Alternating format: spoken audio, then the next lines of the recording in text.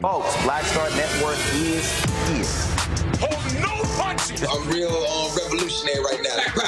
Support this man, Black Media. He makes sure that our stories are told. Thank you for being the voice of Black America, Roland. Stay black. I love y'all. All momentum we have now, we have to keep this going. The video looks phenomenal. See, this difference between Black Star Network and Black-owned media and something like CNN. You can't be Black-owned media and be scared. It's time to be smart.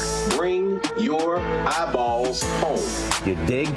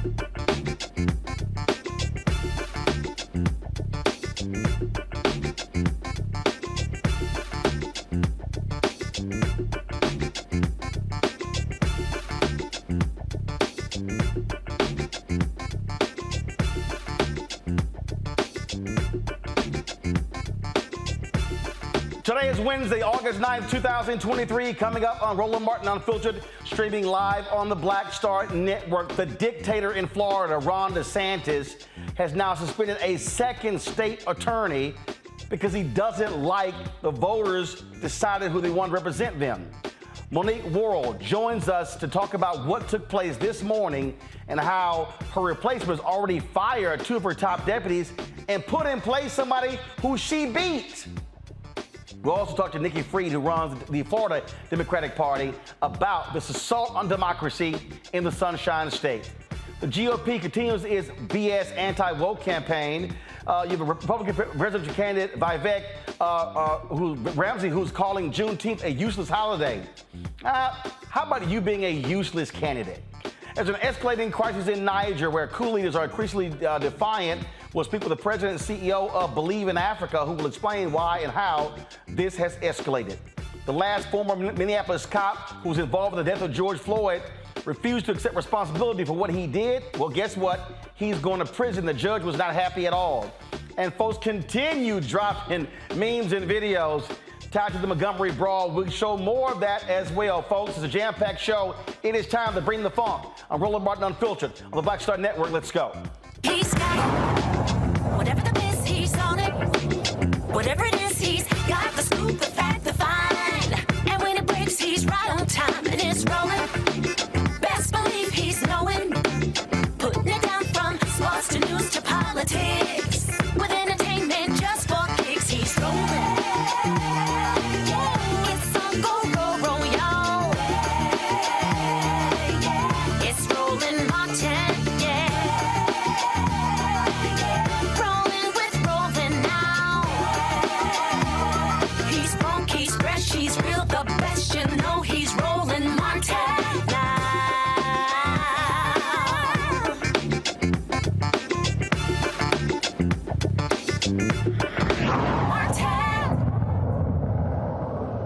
Central Floridians woke up this morning with the news of the person who they elected by almost 67% of the vote in 2020 is no longer the state attorney. Why? Because the dictator in Florida, Ron DeSantis, has suspended Monique Worrell from her position. Why? Well, he claims that she wasn't doing her job. She wasn't prosecuting crimes. Listen to this BS he said today. The state of Florida is a law and order state, and that means we support the men and women who wear the uniform, who protect and serve. It means we have strong policies to hold criminals accountable for their misconduct. Prosecutors have a duty to faithfully enforce the law. One's political agenda cannot trump this solemn duty. Refusing to faithfully enforce the laws of Florida puts our communities in danger and victimizes innocent Floridians. Accordingly, I am today announcing the suspension of State Attorney Monique Worrell from the 9th Judicial Circuit effective immediately. I'm appointing Judge Andrew Bain to take over as State Attorney for the 9th Judicial Circuit. Judge Bain is currently a judge in Orlando. He is a native Floridian. He attended University of Miami, where he played football, and he received his law degree from Florida A&M Law School. And I trust that he will be a prosecutor that faithfully enforces the law and will keep the communities of Central Florida safe. Monique Worrell's administration of criminal justice in the 9th Circuit has been clearly and fundamentally derelict so as to constitute both neglect of duty and incompetence. The policies or practices listed in our executive order suspending her that constitutes the grounds of suspension are as follows. One, a pattern or practice to avoid minimum mandatory sentences for gun crimes. Pattern or practice to avoid minimum mandatory sentences for drug trafficking offenses. Pattern and practice allowing juvenile offenders to avoid serious charges and incarceration altogether. Pattern or practice to avoid valid and applicable sentencing enhancements. Pattern or practice limiting charges for child pornography. Pattern or practice for seeking withholding of adjudication in situations not permitted under Florida law. If you want to see someone who is arrogant and shameless, it is Ron DeSantis. He says politics not involved. Every action he has taken is directly tied to politics. Remember, he suspended Andrew Warren last year. Warren lost his case to be reinstated in June. Again, now he's claiming that, Worrell is not doing her job, even though what she was doing is what she ran on, and the voters clearly said they wanted to see that. Monique Worrell joins us right now from Orlando. Glad to have you here on Roland Martin Unfiltered. You said in your news conference today, y'all have been waiting for this to happen. Yeah, good evening, Roland. Thanks for having me. It's good to be back with you. And this is the day that we've been waiting for. It's the day that we've been talking about for months now. And so he lays out, all blah, blah, blah, blah. Oh, you're not doing this, you're not doing that. And he actually says incompetence.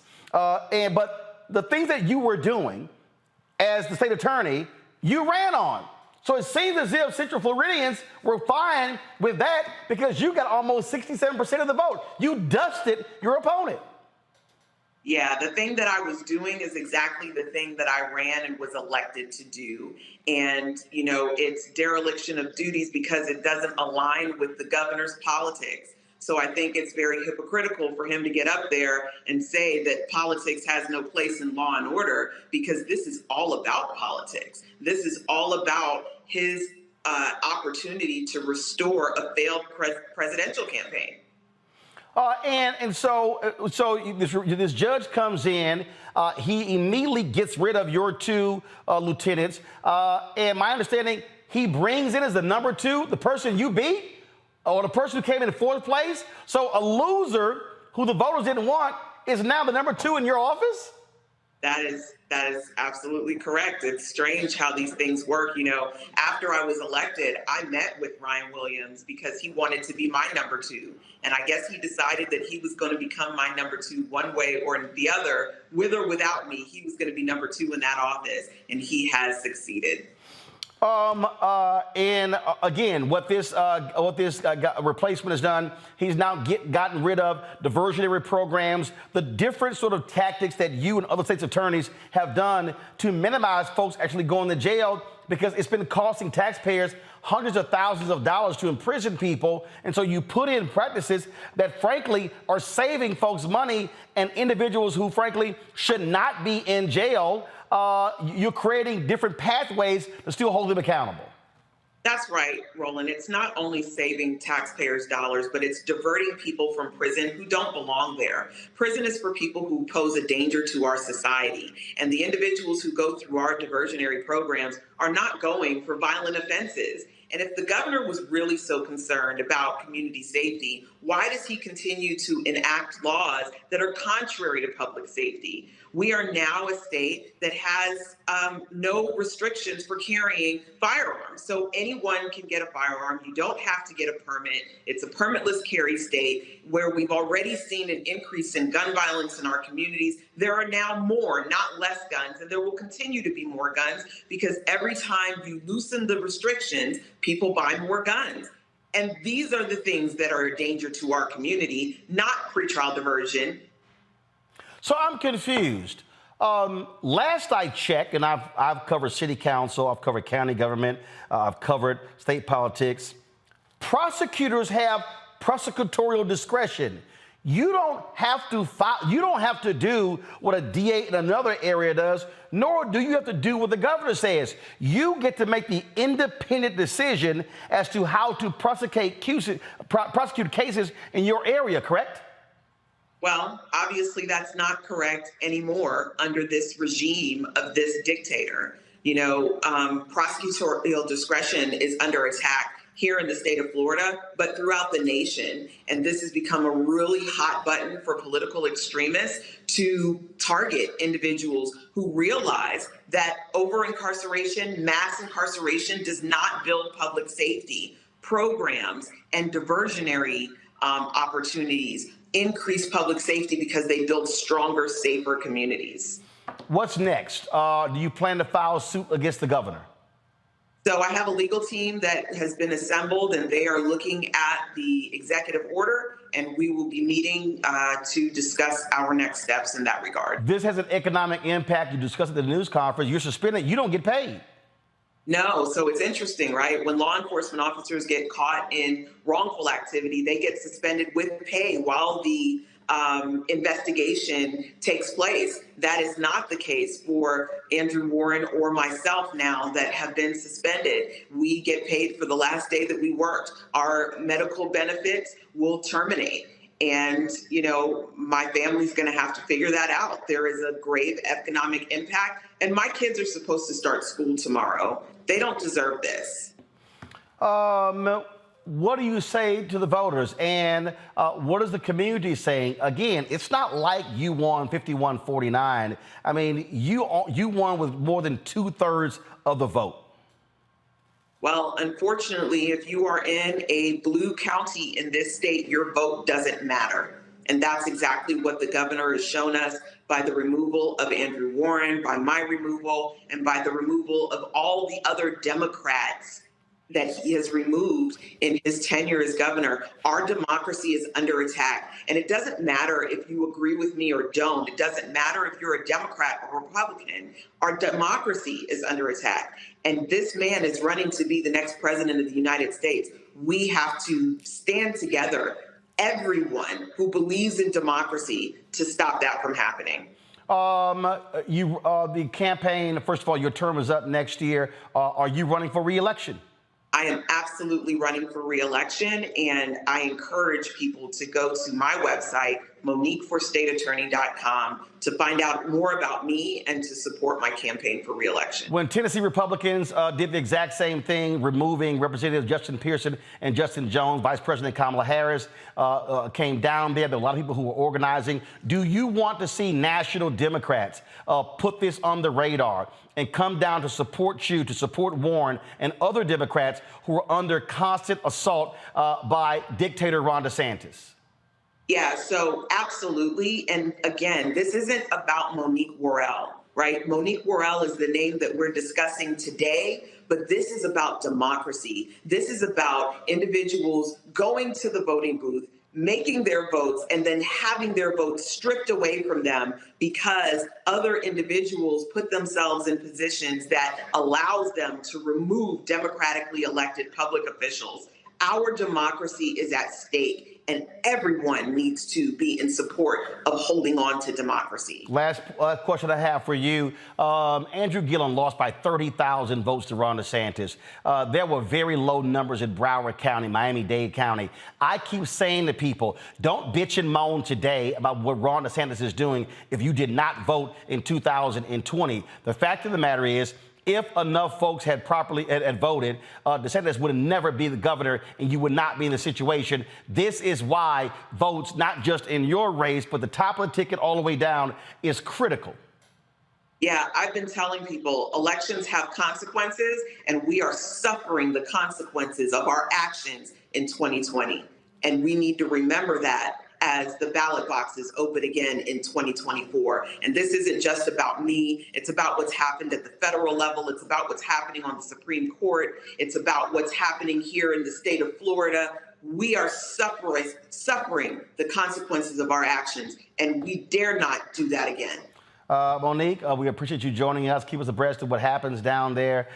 It is shameful that you have to go through this, but this is the kind of stuff that we've seen, whether it's the attacks on CRT, the attacks on DEI, the attacks on professors. At the end of the day, what you have is you have an absolute dictator there, a person who also drew his own congressional districts, cutting in half the black representation in Florida as well. And I would say to anybody African-American and anybody else who's not African-American, if you don't like this, you cannot sit at home and be quiet. That's right. It's time to stand, because if we don't, we're going to lose what our ancestors have fought and died for. All right. Well, Nick, we appreciate it. Thanks a lot. Thank you. Folks, going to a break. We come back. We'll talk to Nikki Fried, who runs the Democratic Party in Florida. We'll talk to my panel as well. Folks, you're watching Roland Martin Unfiltered on the Black Star Network. Be sure to hit that like button on YouTube. Also, download the Black Star Network app, Apple phone, Android phone, Apple TV, Android TV, Roku, Amazon Fire TV, Xbox One, Samsung Smart TV. Your dollars make it possible to do this, to cover these type of stories. Please support us in what you do. Seeing checking money orders, P.O. Box 57196, Washington, D.C. 20037-0196. Cash App, $RM Unfiltered. PayPal, R Martin Unfiltered. Venmo is RM Unfiltered. Zelle, Roland at RolandSMartin.com. Roland at RolandMartinUnfiltered.com. Be sure to get a copy of my book, White Fear, How the Browning of America is Making White Folks Lose Their Minds. Folk like Ron DeSantis. Get it at Ben Bella Books, Amazon, Barnes & Noble, Books A Million, Target. Download your copy on Audible. We'll be right back. Question for you. Are you stuck? Do you feel like you're hitting a wall and it's keeping you from achieving prosperity? Well, you're not alone. On the next Get Wealthy with me, Deborah Owens, America's Wealth Coach, you're going to learn what you need to do to become unstuck and unstoppable. The fabulous author Janine K. Brown will be with us, sharing with you exactly what you need to do to finally achieve the level of financial success you desire through your career. Because when I talk about being bold in the workplaces, I'm talking about that inner boldness that you have to take a risk, to go after what you want, to speak up when others are not. That's right here on Get Wealthy, only on Black Star Network.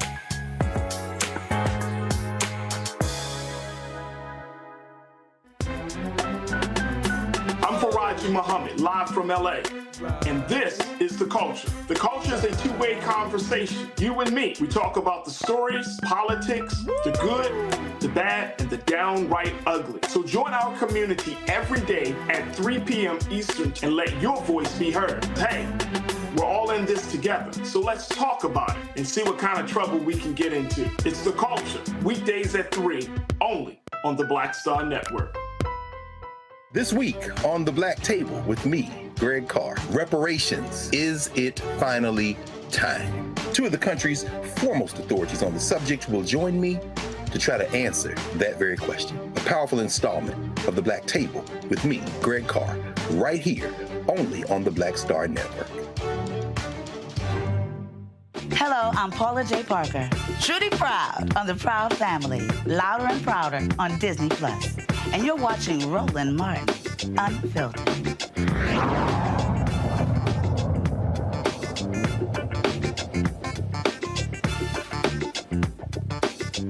We continue our assault. We continue our coverage on the assault on democracy in the state of Florida by dictator Ron DeSantis.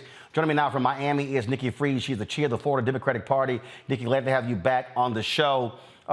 Again, when you look at, playing that video and listening to this man stand there, just flat out lie, and to say, oh, the rule of law in Florida and keeping Central Floridians safe, they're the very people who voted. They voted in the exact same election where he got reelected, and they voted for her. They rejected the person who he endorsed. So they wanted the person who they put in office. That's right. And this is a true assault on democracy. And let's also be really realistic here. He targeted her. It wasn't like the community, came to him with all of these complaints. It wasn't like law enforcement were coming to him. He intentionally targeted Monique. He asked for public records requests of all of her cases and trying to make an example out of her. And the reality is that the people in that central part of our state wanted Monique and wanted her policies. And as a past public defender, you wanted a state attorney that was willing to work in the communities and understand that this is a partnership in protecting our communities. It is not one way or the highway. And this is a direct attack on democracy. And this is why we're fighting back here in our state against this guy. And not only that, this is, losers lose. That's the real deal. Losers lose. You don't get to lose and then go, okay, you know what? Screw it. I'm going to throw out the winner and then bring in the person of my own liking, including the person who she crushed. Yep. Absolutely. And let's also, Ron DeSantis is never going to be president of the United States. And so you have seen for the entire summer, his numbers plummeting, not only in the country, but you're also seeing it here in the state of Florida. He is underwater in Florida. If he was to run for reelect today, he would lose in the state of Florida.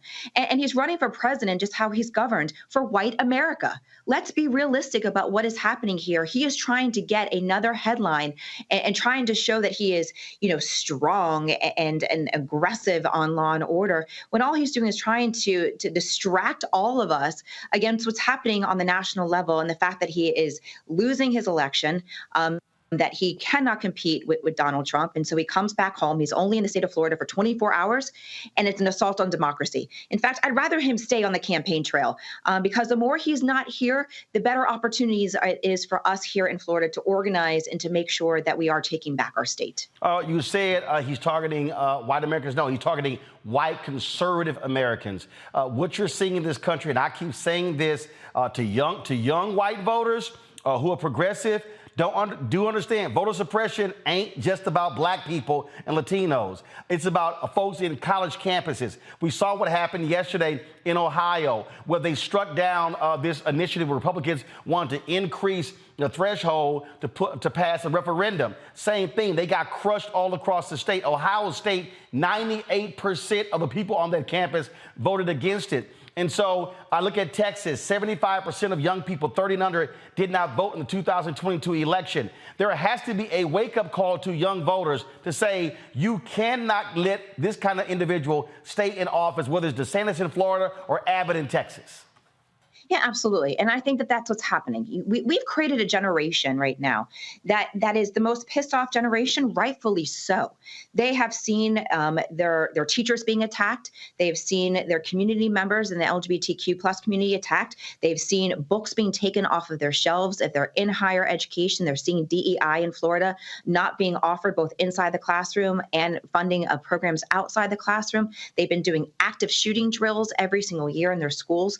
And now it is important for us as Democrats to make sure that we are giving them a platform. And that's what we're doing right now in Florida. We are making sure that we are elevating this next generation. We're giving them tools for success. We're working on college campuses again, voter registration.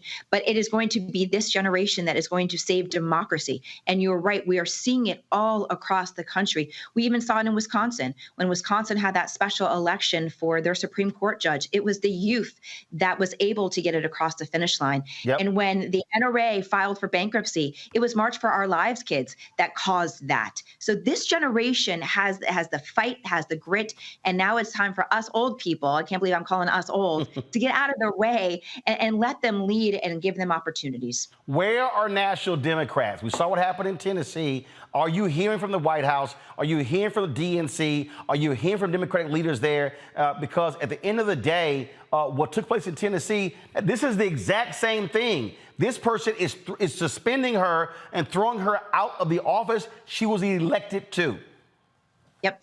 You know, the vice president was, I mean, let's also go back to what is happening in Florida. The assault on the Black community, and you and I have talked about this. This started, you know, that when he passed the anti-protest laws, you know, when BLM was, you know, happening on our streets all across our country. He then went after, as you just mentioned, the congressional district maps and getting out Black representation. He's gone after those returning citizens that we all fought so hard for that amendment to pass.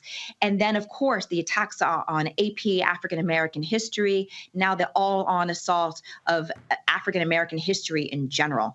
And so we have seen the White House come to our defense. The vice president was here in the state of Florida now twice in the last 2 weeks after the changing of the Black curriculum, came to Jacksonville, which we were able to flip that seat, that mayor's seat this past year, and then just now in Orlando last week, delivering that same message that the benefit of slavery is undebatable.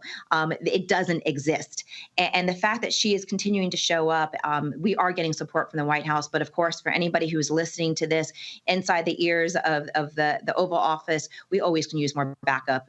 We are fighting hard here in Florida Democrats. We are standing up. We are united. You saw Democrats all across the state of Florida come to Monique's defense. Not even as Monique even said earlier, it's not Monique per se. It is the situation and is making sure that we're protecting democracy. And I also am going to make this very black and white statement. She's also the only Black female state attorney elected in the state of Florida. And this is something that is second in history, right? Just second in history, behind Amos Ayala. That's correct. Who Rick Scott suspended as well. If you remember that she was suspended because she refused to ask for the death penalty. Again, something that she campaigned on and was elected overwhelmingly in this community. And so this community has the right to get elected people that represent their community. That is the whole point of local government. And the fact that Ron DeSantis and this Republican Party of Florida doesn't understand the concept of you know, people wanting their local government to function and be a true representation of their communities. We are moving backwards in Florida, and I know that we are going to continue to fight back. Last question for you. Are you seeing on the ground, are you seeing an increase in mobilization, organization among African Americans, among Black men and Black women, among Latinos? Democrats have had a hell of a problem in Florida reaching the Latino community, which is stratified, different from a lot of other places. You know, is this happening? Look, insurance rates are skyrocketing in this state. You've got Miami population decreasing. I mean, are people saying, you know what, we're pissed off with what's going on with our state?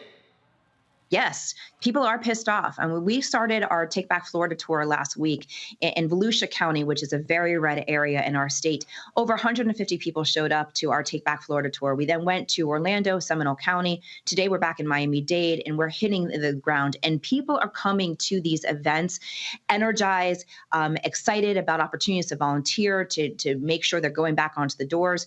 We are even in Miami Gardens today, which is one of the largest Black percentage of the demographics there.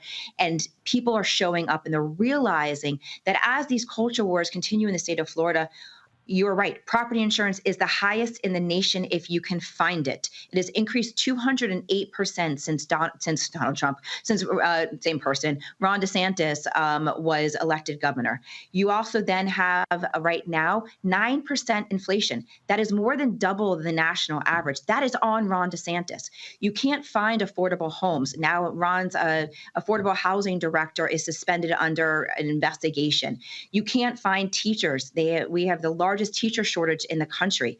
The state of Florida is on fire. And so the more that Ron DeSantis continues these culture wars, they're having direct impact on the people that live here in the state. They are coming out. They're waking up to what is happening. And we are going to make sure that they've got a voice, not only at the ballot box, but throughout the rest of the year in helping to reform this Democratic Party of Florida. Nikki Fried, Chair of Florida State Democratic Party. We really appreciate you joining us. Thanks a bunch.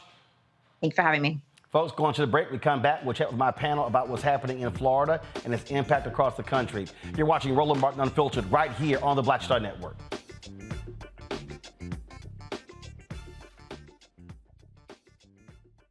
hatred on the streets. A horrific scene, a white nationalist rally that descended into deadly violence. White people are losing their damn minds. As an angry pro-Trump mob storms the U.S. Capitol, we've seen shooting. We're about to see the rise of what I call white minority resistance.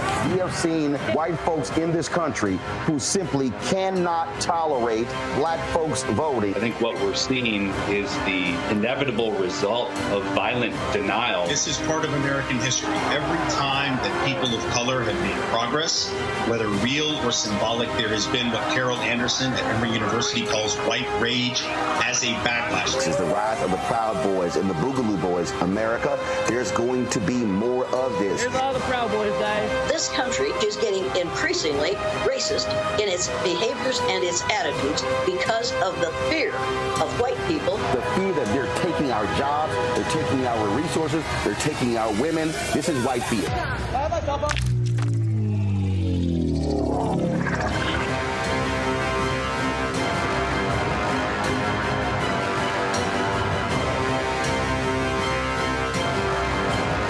Next on The Frequency with me, Dee Barnes. The poetess, Felicia Morris, is in the house. She's an MC, a recording artist, a hip-hop historian, broadcast journalist, and an entrepreneur. The advantages was I got to do an album and hear my music on the radio and travel around the country with a major label. I was label mates with Tupac and Marky Mark and the Funky Bunch. Welcome, The Poetess, right here on The Frequency in the Black Star Network.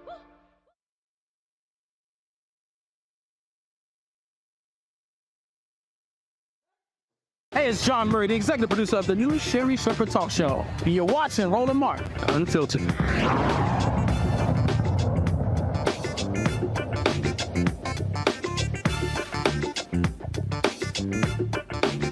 Let's get right to it. Our panel, Ralph Portillo, host, People, Passion, Politics, News and Talk 1380 WAOK in Atlanta. Rebecca Carruthers, Vice President, Fair Election Center out of D.C. A. Scott Bolden, attorney, also former chair of National Bar Association and D.C. Chamber of Commerce, PAC, out of D.C. Glad to have all three of you here. Let's get right to it. Scott, when we see what is going on there in Florida, folks should be pissed off, mad as hell, and I dare say to black men, black women, and everybody, this is why we cannot sit still, should be organizing and mobilizing to throw these assholes out. You're always so colorful, Roland, and I don't disagree. I'm also direct. Yeah, that too. Let me tell you something. What's amazing about this is part of a broader onslaught on black female prosecutors. And the one point that your discussions about the Florida situation it did not cover is that in the 9th District, where the state's attorney is operating and reducing crime, the facts are she's reducing crime. All of her programs show and indicate the statistics that crime is down, not up. The real problem in Florida is these crazy statutes that allow the governor to supplement or substitute their judgment for that of the voters. That ought to be unconstitutional. And so the attack or the appeal ought to be on the unconstitutionality of that particular statute. But if you look in Baltimore, Maryland, with Marilyn Mosby, they brought federal indictments against her. They've attacked Kim Foxx in Chicago. There are other black female prosecutors who are doing their jobs, rooted in discretion. The crime is down, and yet they're still being attacked by conservatives. Conservatives have to do this because they don't have the votes otherwise to win these elections, if you will. And the statutory scheme in Florida just makes it right for this type of delusional leadership, suspensions. And now she's out of work and she's running for re-election. What happens if she wins her re-election? Does the suspension carry over? Or does that terminate the suspension? Who knows? Actually, no. What should be happening next November, Rebecca, and that is no Republican should be governor. That's what should happen. She should be reelected. No Republican should be elected governor in that state. And people in that state who are Democrats, who are progressive, who are black, need to understand. I don't want to hear the bitching and moaning about education and what's being taught after the fact if you did not vote. You know what's unfortunate? The governor's race isn't until 2026. But what can happen in 2024 is looking at the state house races. Because just like what Florida is doing now, and just like what Scott just said, it looks highly unconstitutional. The same thing right now is happening in Georgia. The Georgia legislature just passed a law that allows for the governor to use discretion on investigating prosecutors in the state of Georgia. This is happening right now. I have friends who are prosecutors in Georgia, and right now they're being told that the cases that they try and the cases that they don't try, the folks that they bring charges against, all of that is now subject to review by the governor. But what's different in Georgia is that the state bar and their prosecutors are working together, have formed a working group to figure out how they could push back on this. So what I really want to hear in Florida is, what is the Florida State Bar doing about this? I want to see the big marquee law firms out in front and letting Governor DeSantis know that this is not acceptable. You can do wherever you want in the executive, but you're not about to F around with our courts. But here's what he's done, though, Robert. He controls the state Supreme Court. They gerrymandered that. You had 2 Republicans, 2 Democrats who resigned. They ramrodded their people through. They control Florida lock, stock, and barrel. Supreme Court, legislative, and governor mansion. Something has to give, but it only changes if people use their power. Oh, you're absolutely correct, but I also think there's a responsibility on the part of the Democratic Party of Florida on candidate recruitment. Why would you run the husk of Charlie Crist for Georgia or for governor? Well, first of all, Robert, here's the deal. That's why the person who was the chair got bounced. That's why Nikki Fried is now there. The Florida Democratic Party statewide has been in shambles in the past 8 to 10 years. That's why she now is running, because people got sick and tired of those crazy yahoos running the party. And that's exactly the point that I think we have to make. If you look at Georgia and Florida, often our politics run very similarly. But since 2018, they've been going in very divergent directions. Why? Because Georgia, our candidate recruitment. We recruited people like Raphael Warnock to run for Senate, people like John Ossoff to run for Senate, Stacey Abrams to make 2 runs for the governor's mansion. And because of that strong showing and the grassroots efforts that have been put in place in order to enfranchise more voters, we've had a Republican Party that has become more balkanized in many ways, but also that's had to start acquiescing to some of the interests of minority communities. I think that if you have a robust voter turnout effort, if you register people to vote, if you get candidates to really motivate people to turn out, if you have policies to get young people and African Americans and Latinos united against this culture where the Ron DeSantis is running, you can absolutely take over that state piece by piece. And the point of the election being in 2026, that means that there's plenty of time to ramp up. After Ron DeSantis loses by 50 or 60 points in this Republican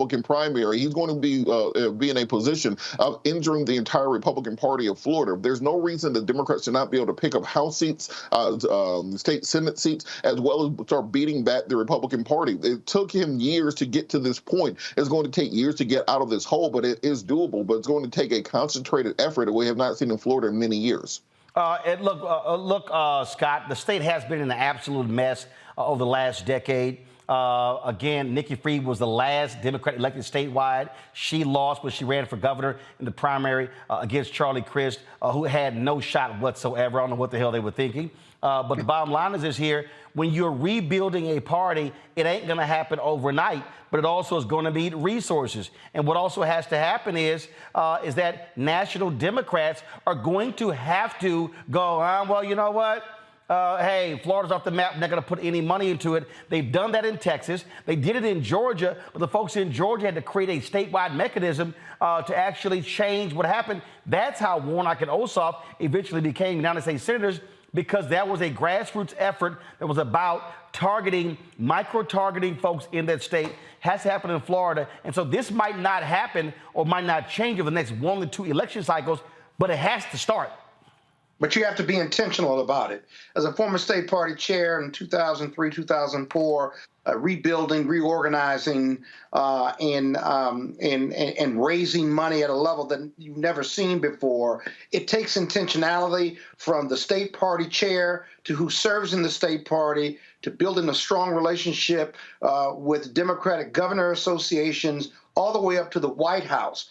It starts with messaging and convincing them as to why they ought to invest at the state level, congressional level, senatorial campaign, as to why this state is winnable and why, even if it's not winnable, it should be competitive. That takes resources, that takes communication, that takes relationship building and finding allies in the Democratic Party to say this is worth it, because without the Democratic apparatus and without that investment and recruitment of strong candidates, you cannot continue to roll over and give up Florida and say, oh, well, it's just not going to happen. It'll never happen. You'll never win the lottery if you never buy a lottery ticket. They just gave away $1.5 billion if you didn't play the lottery. You got to invest in Florida and in Texas, because they don't have to be purple states. Why do I have to convince you that we're a purple state before the Dems invest money? And they better start investing money in Black Men Vote, too, because they turn down organizations like Black Men Vote who want to do positive things in Florida, who want to register and deliver votes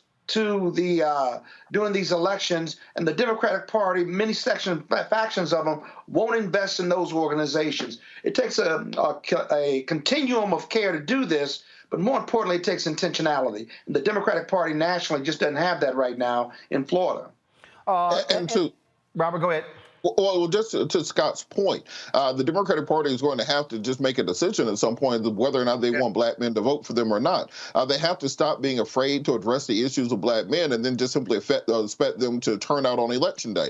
Black men, you can't just keep saying racism, racism, racism without pushing any policies through. You're going to have to show, look, if you really want them to turn out, look, we passed the George Floyd Justice and Policing Act. We passed the Tyree Nichols Duty to Intervene Act. We passed the John Lewis Voting Rights Act, etc. down the line, instead of simply saying, well, the Republicans are racist. We know the Republicans are racist yet, but what are you going to do to actually change those?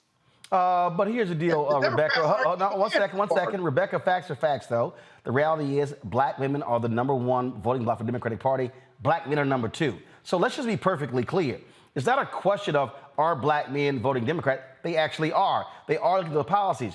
The issue that you see is you see the numbers going down, or you see people sitting out elections. That's what happened in Florida. Massive numbers of African Americans simply just did not vote in the last 2 election cycles. And so the point is, you have to create an apparatus that is reaching those people to get them to understand that it's late to complain about actions someone did when the election is over and you set out the very election because there was somebody who actually was running against that person.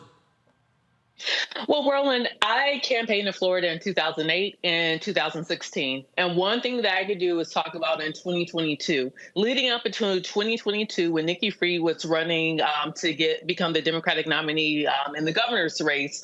One thing that she was criticized for from Black communities is that she did not engage often and early and enough with the level of engagement. There were many Black women who approached Nikki's campaign and let her know there's more you need to do to engage our communities if you expect us to turn out and if you expect us to turn out for you.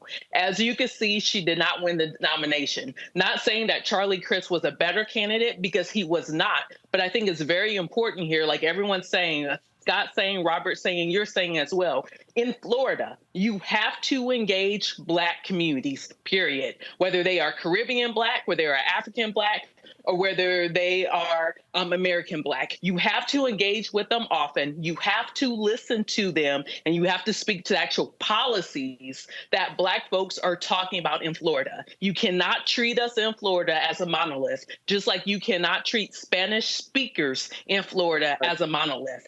Your Cuban Americans who are in South Florida aren't going to vote the same as your Dominicans, aren't going to vote the same as your Puerto Ricans, aren't going to vote the same as some of your folks who are up in Destin or who are out in the Panhandle. And if the Democratic Party does not understand that, then Florida will remain DeSantis land. Folks, Robert, 30 seconds, go. Just real quick, just on that exact point, as a resident Haitian American here, Joe Biden's going to have to do some aid to Haiti because there are many people in the Haitian American community in Florida who still remember the Clinton Foundation and the efforts to rebuild after the earthquake and still blame them for that and do not vote Democrat till this day. If Joe Biden sends a good aid package to help calm some of the disruptions going on in Haiti today, you might be able to win over many of those voters that currently are completely anti-Democrat, won't even listen to the words as many members of my family are. Just a piece of game for the Democrats if they ever wanted to win. All right, folks, hold tight 1 second. We come back. We'll talk about one of the cops who was there when George Floyd was murdered. He gets sent to prison, and the judge was not happy with what he had to say. We'll break it down next. Roland Martin Unfiltered on the Black Star Network. If you're watching on YouTube, hit that like button, y'all. Okay, I see all y'all commenting. Why don't we have the number of likes as we do people who are watching right now? So hit the like button. Also, download the Black Star Network app, Apple phone, Android phone, Apple TV, Android TV, Roku, Amazon Fire TV, Xbox One, Samsung Smart TV.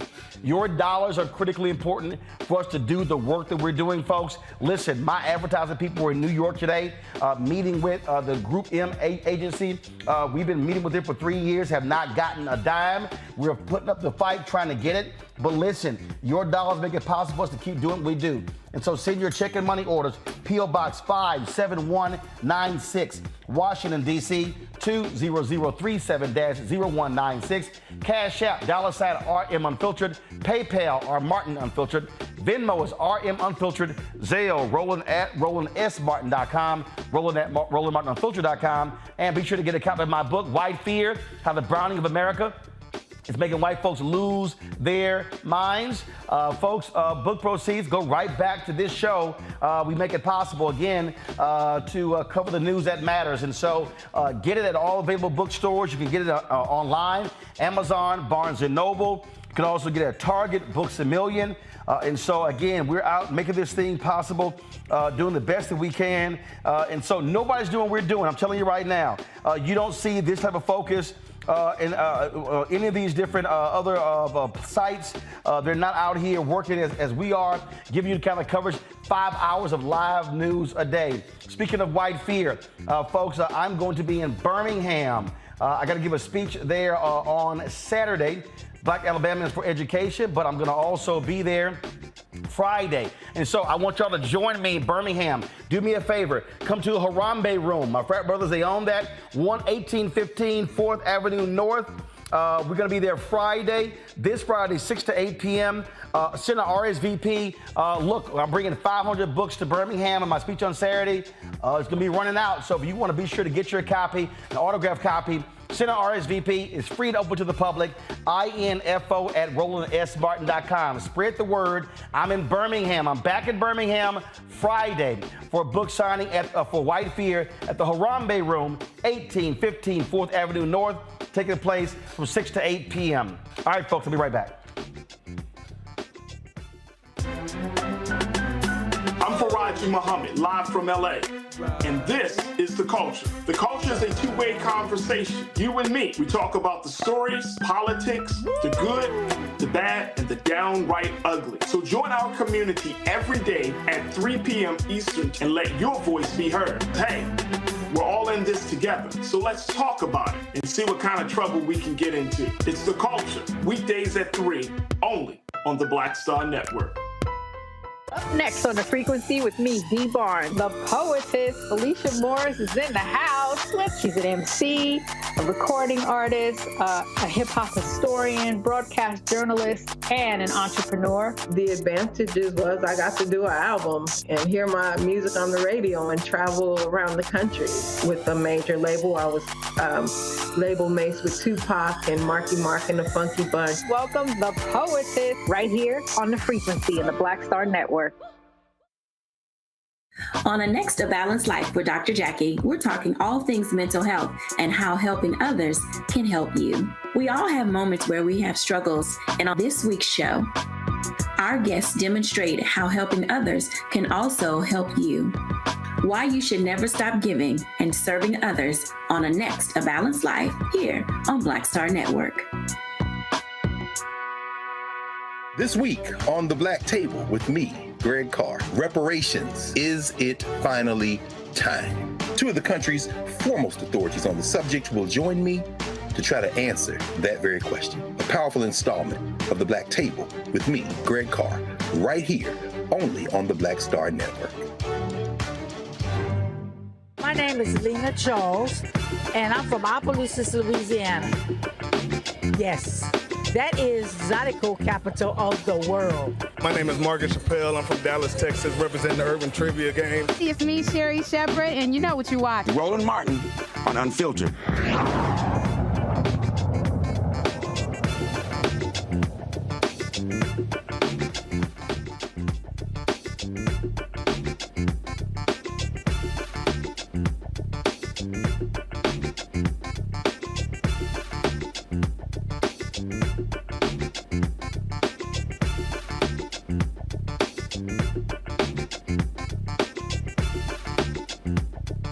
All right, folks, we're going to be breaking down Montgomery.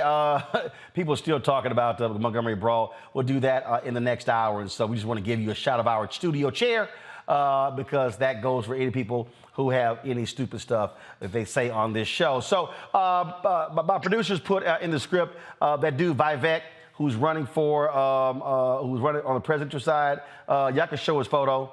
So he made some comments about Juneteenth and took some people off. Guess what? He means nothing to me. I don't give a shit. I'm not wasting any breath on him. He's not going to win. He's not going to even place. And so all he does wants attention. And so I'm ignoring him. Next. All right. The last former Minneapolis police officer convicted in state court for his role in the killing of George Floyd gets 57 months in prison. Before Judge Peter Cahill handed Tal Thao his sentence, the convicted former officer stood in court denying he did anything wrong. Thank you, God, for this opportunity. But there isn't anything that's hidden from him. 1 year ago, I said, I promised that I would come witness here for Jesus today. And that's what I'll do. Obviously, on that day, I didn't intend on doing any malice or anything like that, or try to hurt anyone. That was never my intent. I did the best I thought I could. Obviously, the outcome didn't come out the way I wanted it. So I'll leave it at that. I'll move on here. I'll start with, if you have your Bibles, go ahead and pull it out. I'll go with the Gospel Luke, chapter 21. Jesus said that you give us the opportunity to share the gospel and our testimonies to government authorities. And I should say that I hope that everyone that's baptized in the Trinity will appreciate that.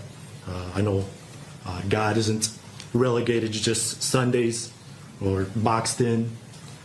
On June 11th, 2020, through the providence of God, while at Hennepin County Jail, I was troubled.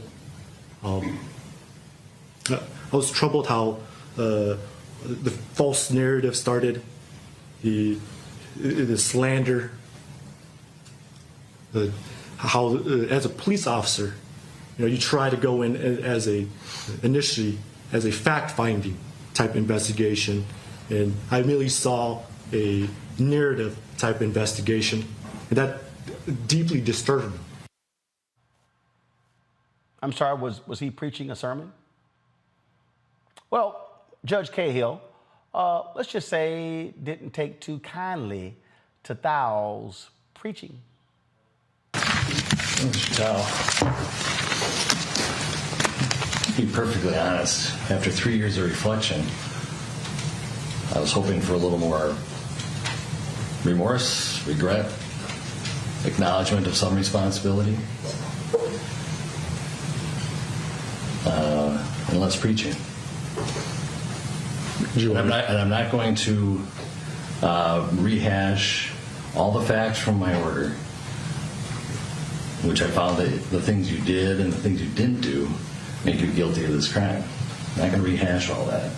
Suffice it to say that I think your culpability is less than Mr. Chauvin, well above Mr. King and Mr. Lane as an experienced senior officer who was in the best position to save George Floyd.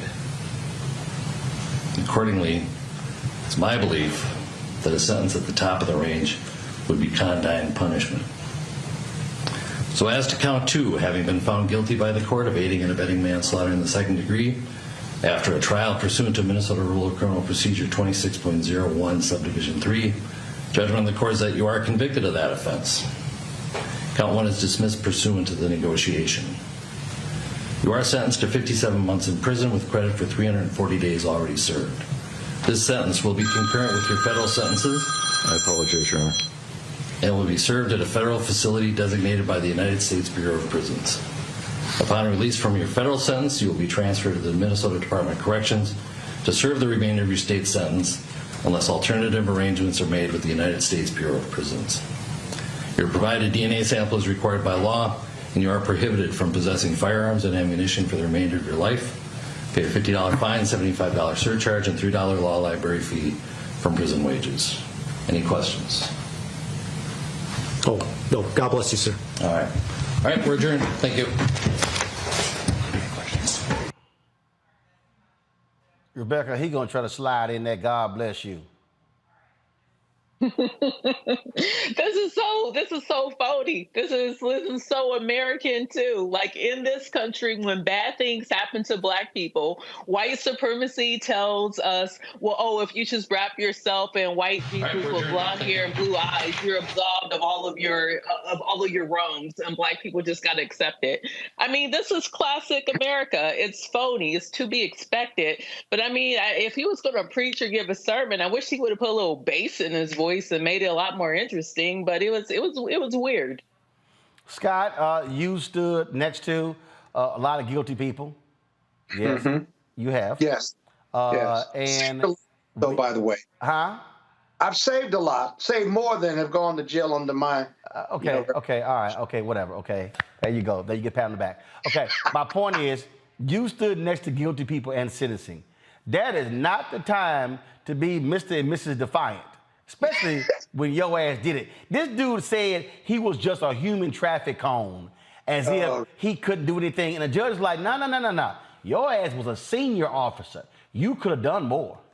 And, you know, he and his lawyers had experience with this judge, who was a very, very good judge for trial, and then also sat on the bench trial for Thao. Thao's in jail already. And so, as a result, the judge actually told you after the fact that I was looking for a way to give you less time. Right. I was looking for some contrition. I was looking for some apologies to the family. I was looking for you to say, you know what? It wasn't just a bad day. I drove the negative narrative, and I'm the senior officer. I should have stepped in. I didn't, and I apologize to the court, to the police and law enforcement of this country, and to the George Floyd family, and I'm ready to stand and serve the sentence upon which this court is going to bestow upon me, right? He could have been emotional. He could have apologized profusely and asked not for forgiveness, but for mercy from this judge. That's what I would have coached him to do. And even if he still gets 5 years, he's at least shown that he understands and appreciates and gets it, that he killed a man and had a big part in killing this human being. And it just didn't get there. The preaching part had nothing to do with his remorse. The preaching part was he wanted to spread the word of the gospel before he was going to jail. Well, he's going to go to jail anyway, and he got just what he deserved. I don't know whether his lawyers didn't coach him the right way or not, or whether he was even coachable, but some contrition and apology probably would have got him a year less than what he got, maybe a little bit more. You never know, because he's in jail already on the federal side. Trust me, he must have had the same coach as Tory Lanez, because both of them acted the same. The judge is like, okay, all right, let me show you how this works.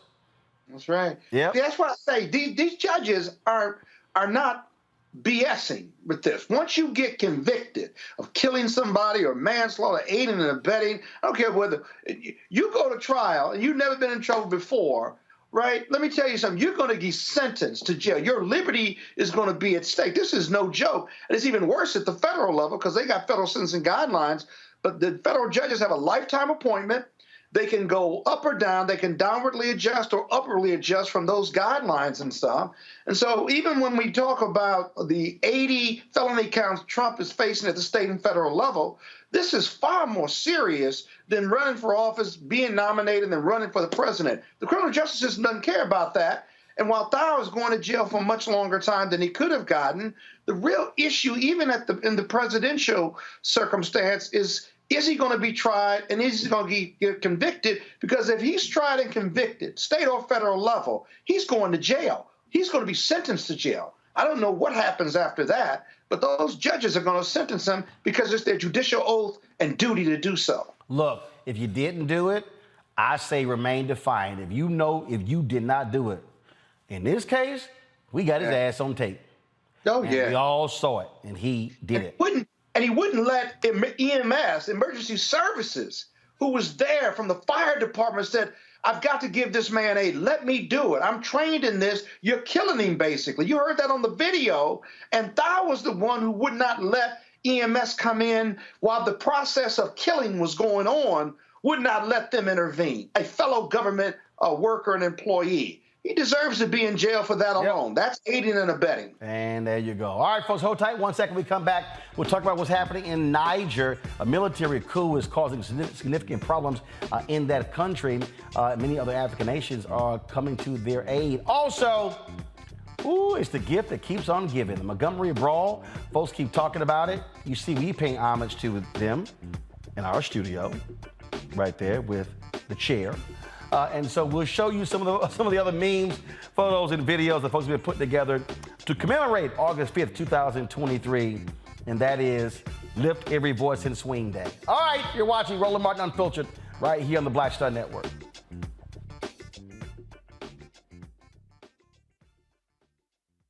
Hatred on the streets, a horrific scene, a white nationalist rally that descended into deadly violence.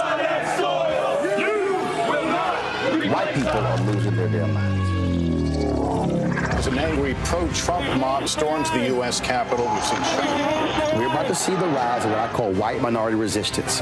We have seen white folks in this country who simply cannot tolerate black folks voting. I think what we're seeing is the inevitable result of violent denial. This is part of American history. Every time that people of color have made progress, whether real or symbolic, there has been what Carol Anderson at Emory University calls white rage as a backlash. This is the rise of the Proud Boys and the Boogaloo Boys. America, there's going to be more of this. Here's all the Proud Boys, guys. This country is getting increasingly racist in its behaviors and its attitudes because of the fear of white people. The fear that they're taking our jobs, they're taking our resources, they're taking our women. This is white fear.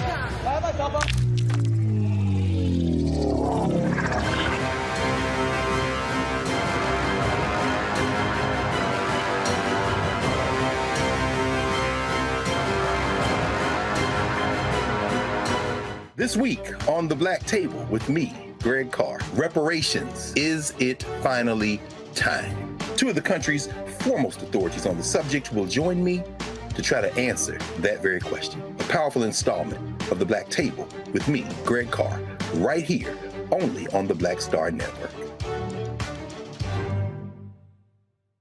Hello, I'm Jamia Pugh. I am from Coatesville, Pennsylvania, just an hour right outside of Philadelphia. My name is Jasmine Pugh. I'm also from Coatesville, Pennsylvania. You are watching Roland Martin Unfiltered. Stay right here.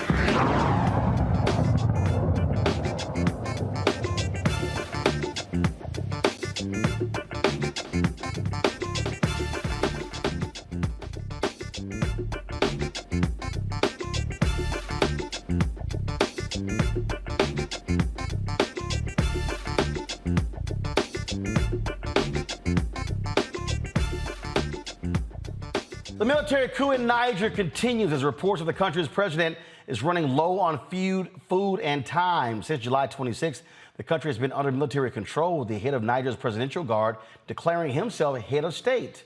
Well, that has not been greeted well by a number of countries. In fact, they have made it clear that if they don't step down, there's going to be military action taken against them. They do not put the president back in office. Joining us from D.C. is Ajel Cremo, the president and CEO of Believe in Africa Group. Glad to have you here. So what is exactly going on here in Niger? And explain to people why this is a critical country in the motherland, and speak to American interests, because anytime we talk about America, look, we don't get involved in anything unless there's American interest involved. Thank you very much, Roland, for having me on this important show. Yes, it's true that Niger is of strategic importance to the U.S., not just because of the economic interest, but also for the stability of the region. So we have more than 1,000 troops there. And then in terms of economically for the region, for the U.S. and even from the France, you have natural resources that are coming from, strategic resources that are coming from Niger.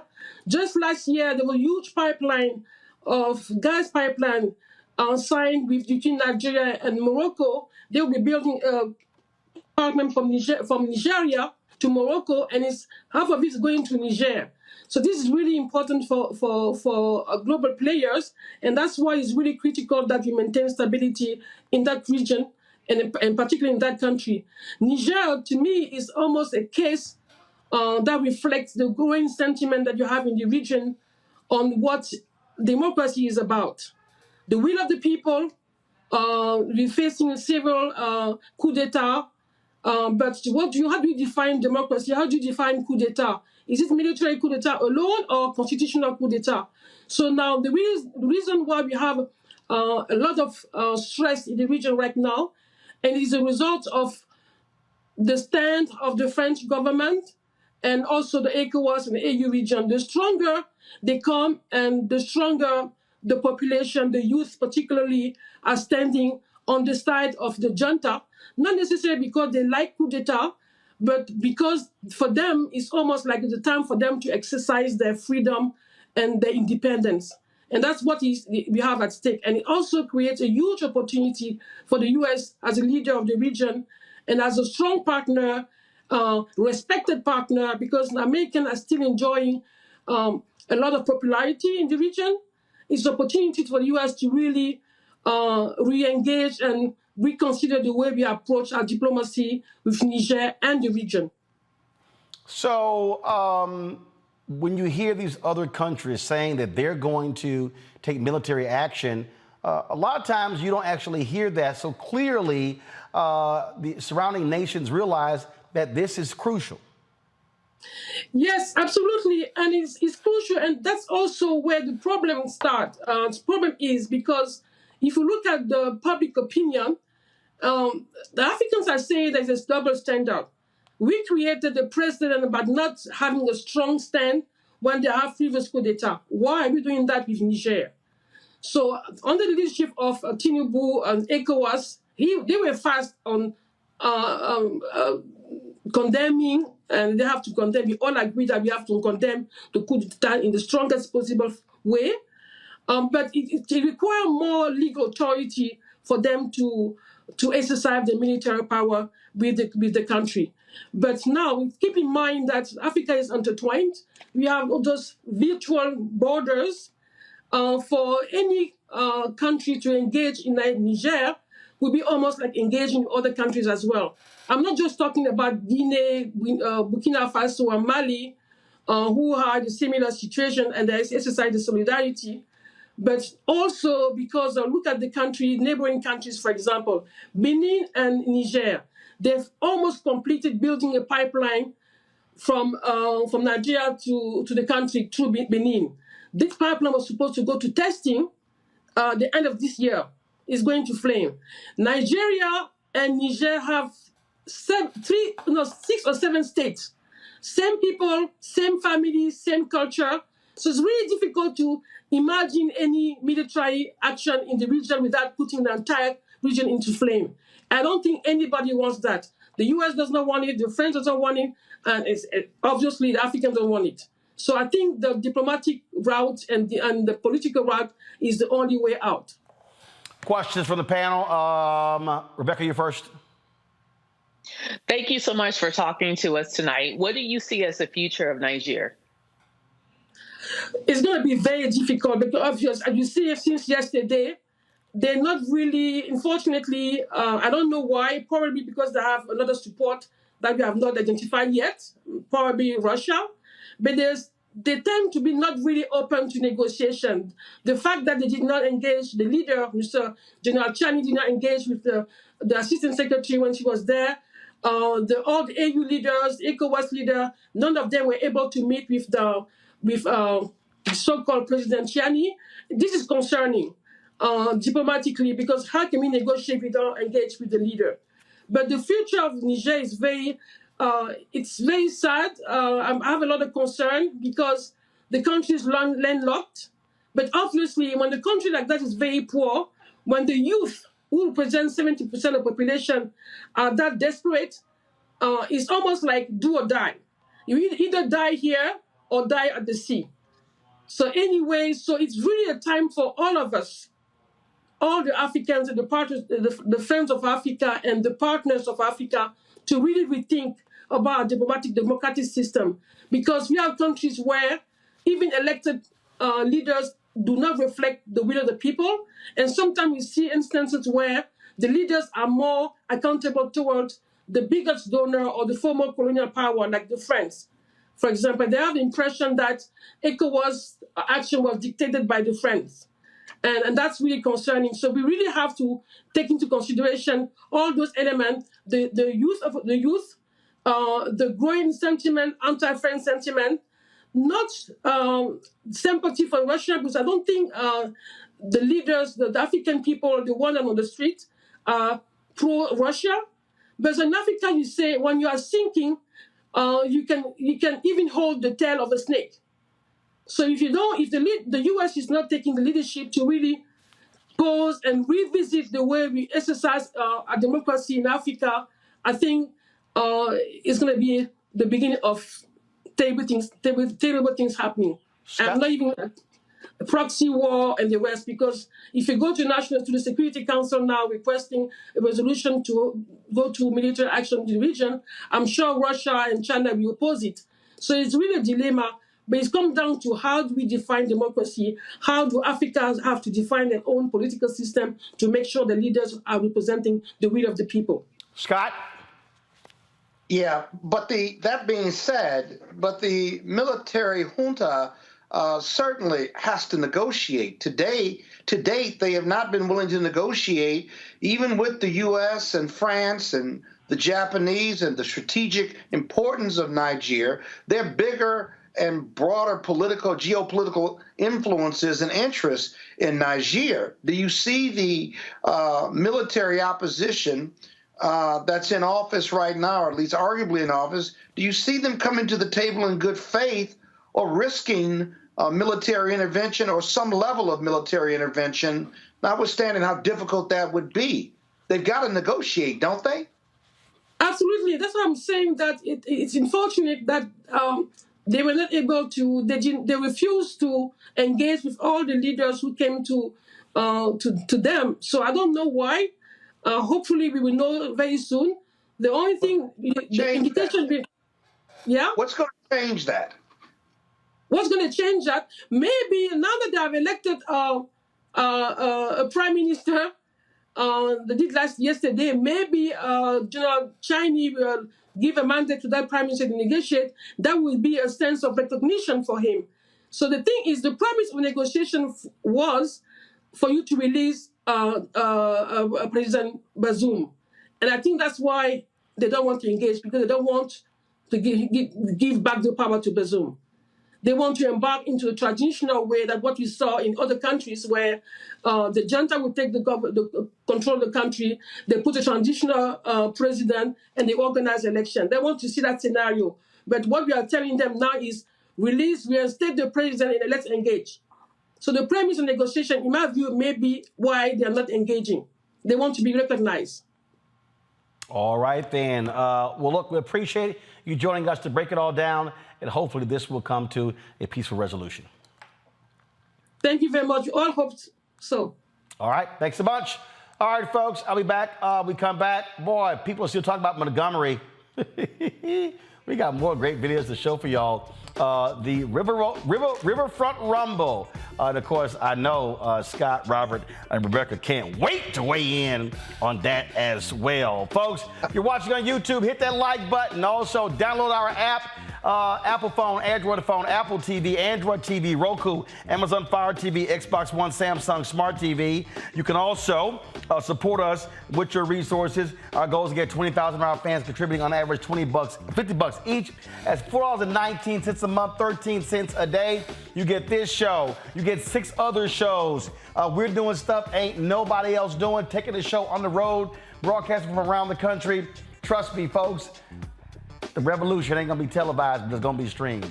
Send your check and money order to P.O. Box 57196, Washington, D.C. 20037-0196. Cash App, $RM Unfiltered. PayPal, R Martin Unfiltered.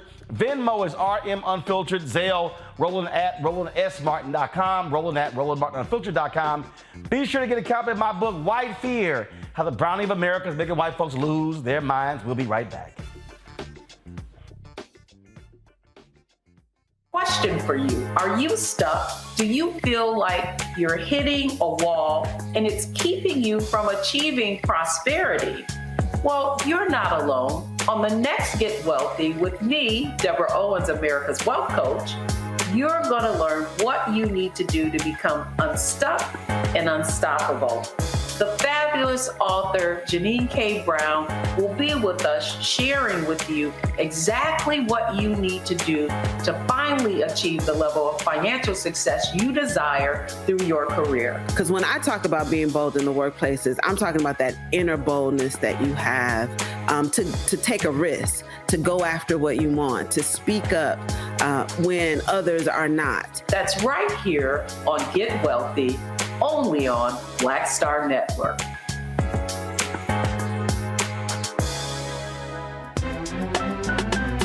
I'm Faraji Muhammad, live from LA. And this is The Culture. The Culture is a two-way conversation. You and me. We talk about the stories, politics, the good, the bad, and the downright ugly. So join our community every day at 3 p.m. Eastern and let your voice be heard. Hey, we're all in this together, so let's talk about it and see what kind of trouble we can get into. It's The Culture, weekdays at 3, only on the Black Star Network. This week on The Black Table with me, Greg Carr, reparations. Is it finally time? 2 of the country's foremost authorities on the subject will join me to try to answer that very question. A powerful installment of The Black Table with me, Greg Carr, right here, only on the Black Star Network. I am Tommy Davidson. I play Oscar on Proud Family, Louder and Prouder. Right now, I'm rolling with Roland Martin, unfiltered, uncut, unplugged, and undamn believable. You hear me?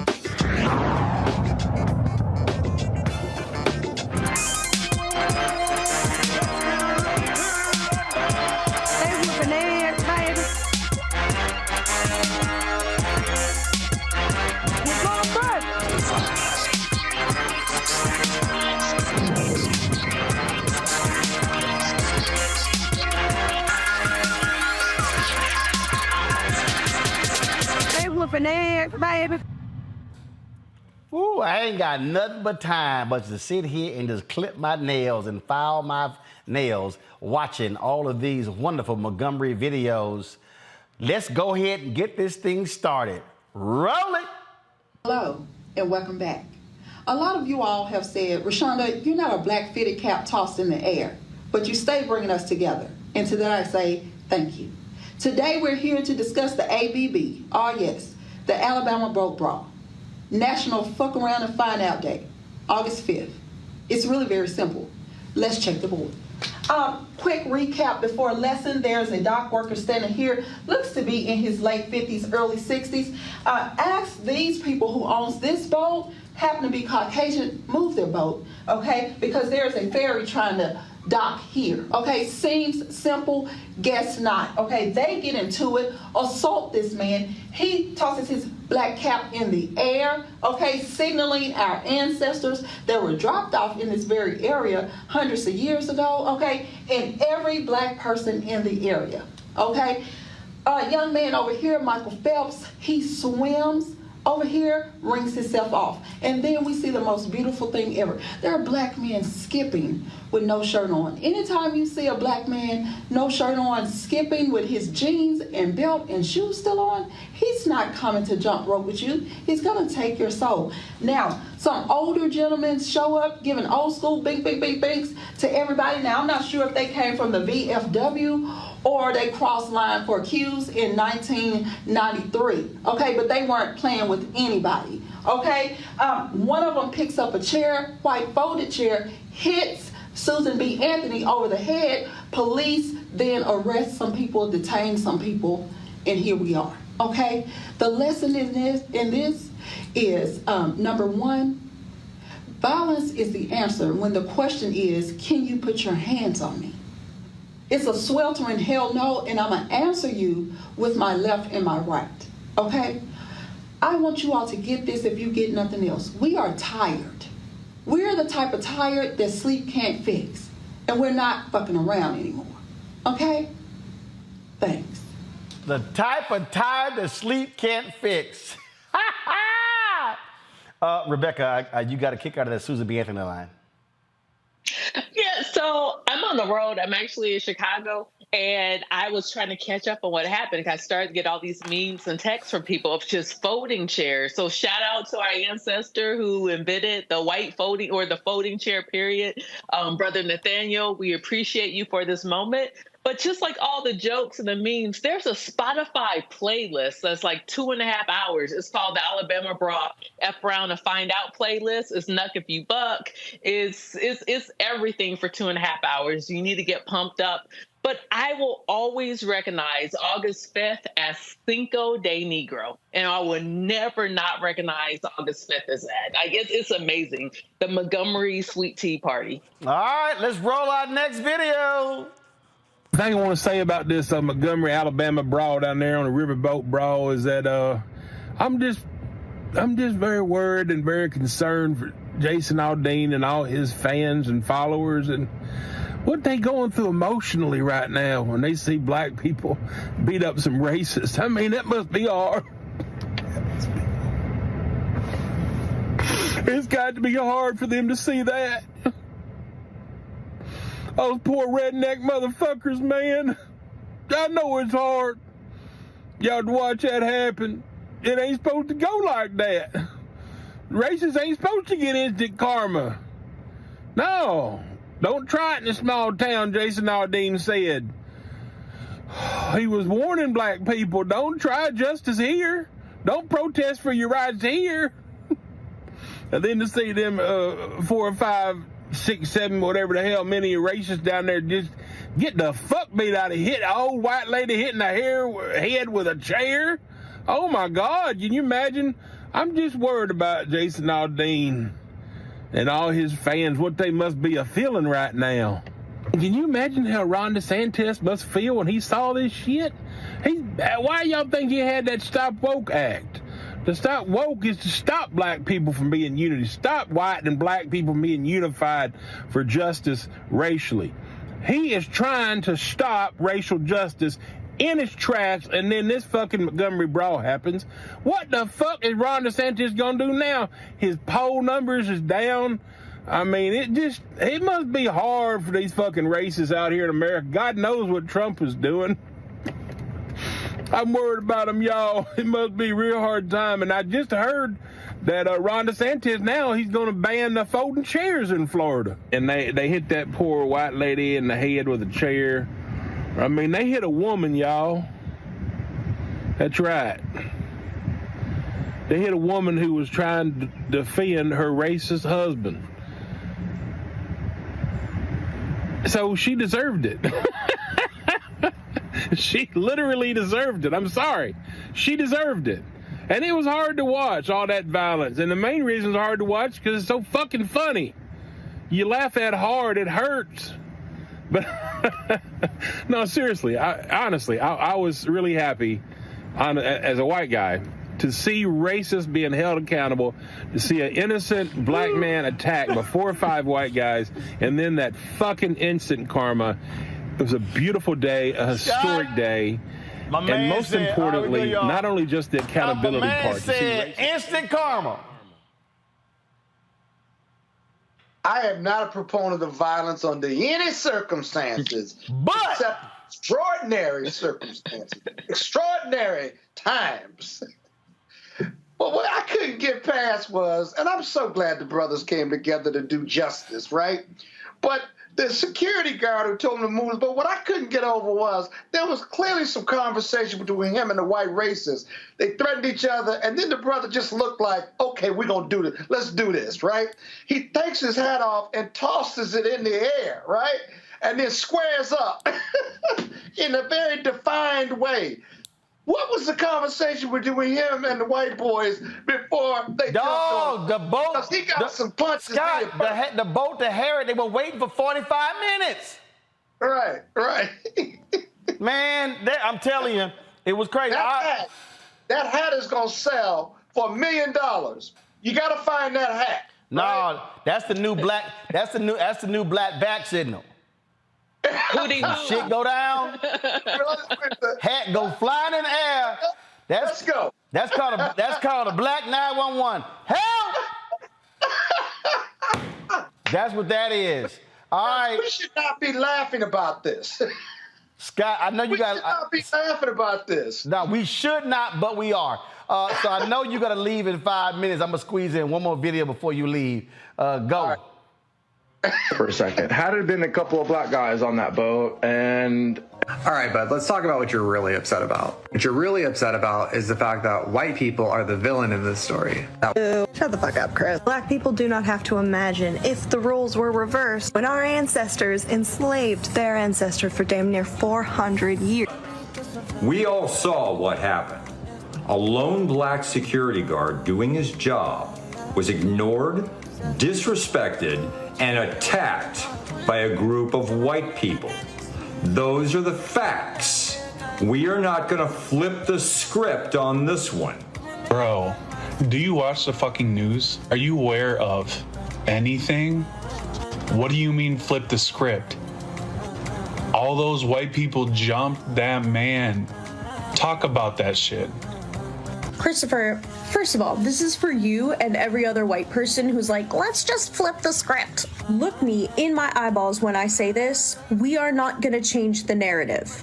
What we saw was a single black man get jumped by a group of violent white thugs. You want to talk about embarrassing? Do you hear yourself? This is not the take. Not the take. Being said it was the white privilege way of thinking people, white supremacist ideology thinking people started that whole fucking mess. Hey, Robert, I love to see the white folks checking their own. And you know, to this point that Scott was making, I've heard other people saying that I don't support violence. I don't support violence in any form. I support violence.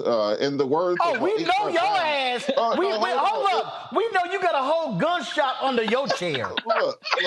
In the words of H. Rap Brown, violence is as American as cherry pie.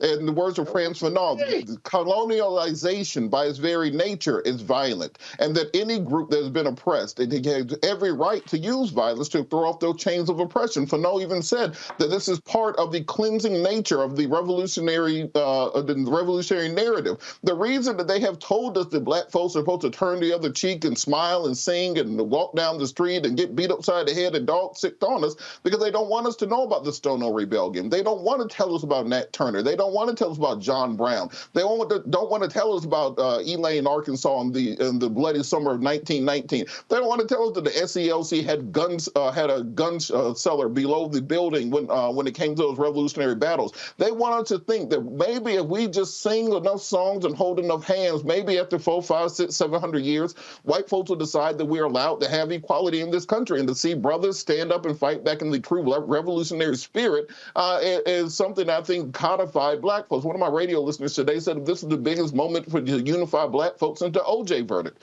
And a big part of that is we need to have this this idea, this conceptualization around that black folks fought for our independence. It was not simply handed to us because we sang songs. We fought for it, and they decided, well, maybe we should talk to Dr. King before these Panthers and the Nation of Islam burned this damn country to the ground. So as I said, violence is as American as cherry pie.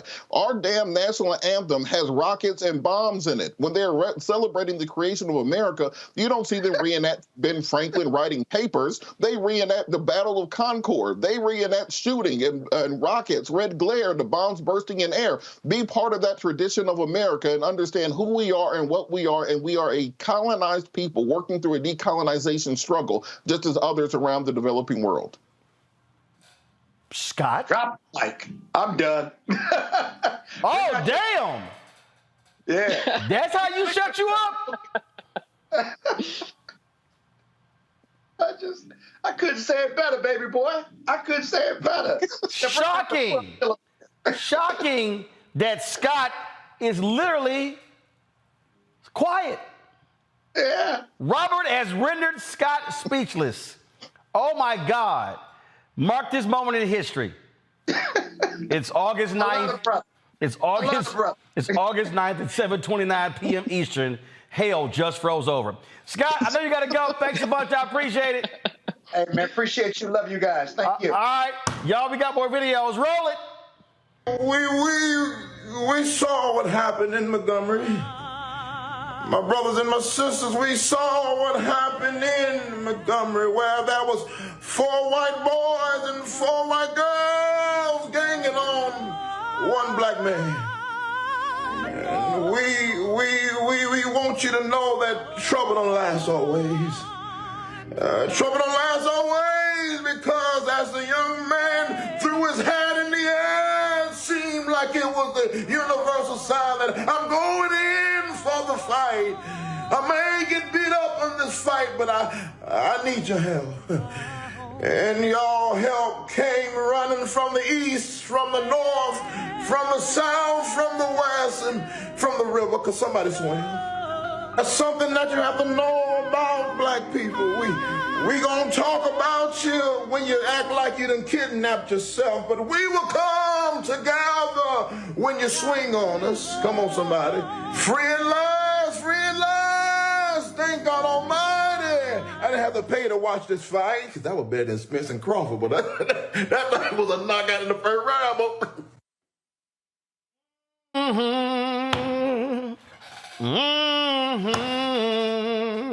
All right, roll the next one. Lift every chair and swing till earth and organs ring, ring with the harmony of liberty.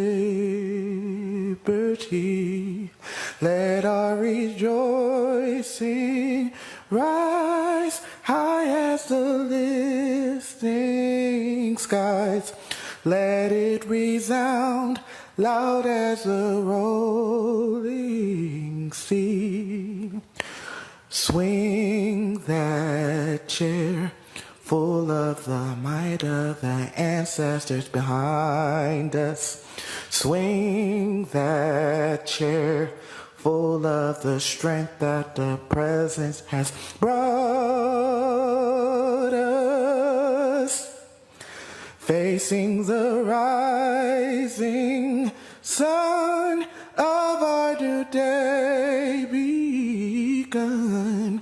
Let us swim on till victory is won. See, Rebecca, you should always stand up and lift every voice and sing.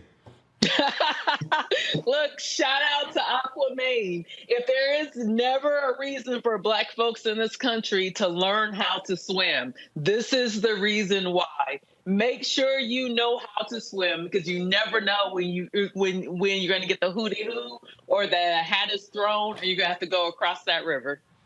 All right, roll it. Not one person recognized the fact that a grown-ass fucking man hit a woman over the head with a fucking folding chair. But did she die? What do you mean? We all recognize that, Mr. Jean Jacket Jeff. I don't know about anyone else on here, but I've watched her probably at least 48 times. And it keeps getting funnier every fucking time. Because you see what happened here, Jean Jacket Jeff, is that old woman, she felt froggy. And you know what she decided to do? She decided to jump. And you know what happened? She got fucking thumped. And that's what happens. If you want to go out there and you want to try jumping in, fighting with the men and everything like that, then prepare to get your shit rocked. Zero sympathy. Zero sympathy for those entitled fucking assholes that just thought that they could do whatever the hell that they want to do. You mean to tell me you watch that whole video and you're just like, the grown man hit the woman. That's right. And that grown woman hit the man too. That's why she was laid the fuck out on the ground. Did you see that man that got beat out of his Crocs though? Did you see that, Jean Jacket Jeff? Because that shit was, that was equally as funny. You see, I'm not a violent person, Jean Jacket Jeff. That's the old me, okay? I'm not a violent person anymore, but I'm also not above fucking violence. Let me ask you this. Could you imagine, can you even begin to imagine what would have happened to that man if all those other people didn't come jump in and have his back? Don't worry, I'll wait. Go ahead, answer. Never mind, you don't have to answer because we all know what would have happened. I am glad that karma instantly got them. I'm glad that all of those people had that man's back, and I am glad that that man got beat out of his fucking Crocs.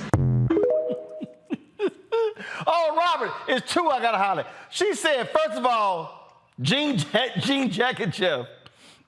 And then she said she felt froggy. One, we got to stop allowing our culture to be so easily exported to everybody else. The black folks who create these terms and these ideologies, they never make a penny off of them. They just simply get incorporated into the modern society, and then 5 years from now, we'll be getting froggy by Bud Light or something along those lines because they love stealing our intellectual property. They love our culture. They don't love us. And I think the bigger point that we also have to think about in this situation is what happens if the cameras aren't there? What is the story and the narrative that comes out of this quote-unquote brawl, the battle for Montgomery, without 4K video in real time being uploaded to the internet? As opposed to the reality of what happened, we'll probably get a story of a group of young black men attacking a boat full of patrons on the docks, all of whom are armed and XYZ, and there will be a very different situation. So it's important for us to make those types of systemic changes to the criminal justice system that we were talking about earlier in the show to make sure that we have black prosecutors, that we have black police chiefs, that we have people in positions of power so that black men can be believed, because this isn't the first time these things have happened. It's some of the first time that we have real-time live streams and 4K video that we could actually see what actually took place. There are probably hundreds, if not thousands, of black men in jail right now for doing exactly what these men did, defending another brother or sister from a racist white attack, but they did not have the benefits of video, which is why when we talk about Election Day, we need to say throw the hat, but don't just throw the hat when you're being attacked directly by white racists. Throw the hat for economic development when we need to come together and rebuild our communities. Throw the hat on Election Day when we need to show up at the polls and get everybody together. If you can swim to a fight, you can swim to the polls on Election Day. Throw the hat when it's time to make sure we're providing the type of mentorship and the type of pressure on corporations and our government that will rebuild the communities that we need. So I completely support the brothers and sisters. As I said, I support violence in most situations, but let's make sure that we take this from a moment to a movement and use this attention and this energy that we have with young people right now around this issue to push for true and real systemic changes. Roll it.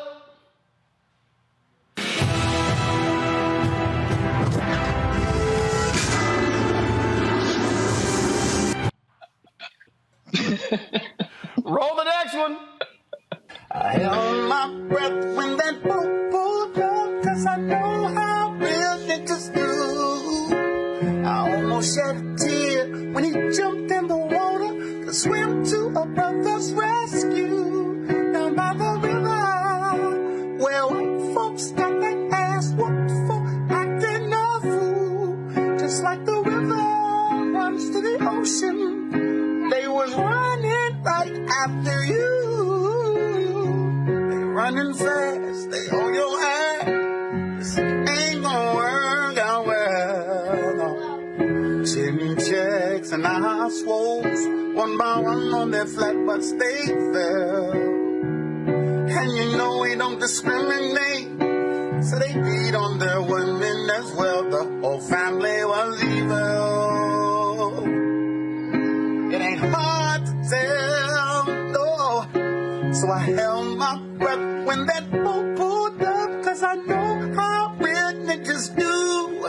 We ain't forgot about that walk up to Commerce Street, where I took our great grandfather's right from this river, where white folk got their ass whooped for acting a fool.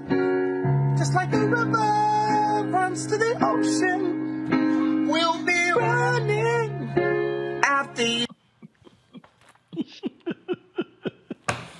I know Robert wants us to be so serious here, but I really appreciate these moments of Black joy, because this could have easily turned in the opposite direction. This could have been a hashtag, because just hours before, Donald Trump was in Montgomery spewing hate, and this really could have took a different turn. But I really appreciate these moments of Black joy, because we don't always get them, but we could run this through the rest of the year. That's how good this is. And I mean, it tastes delicious.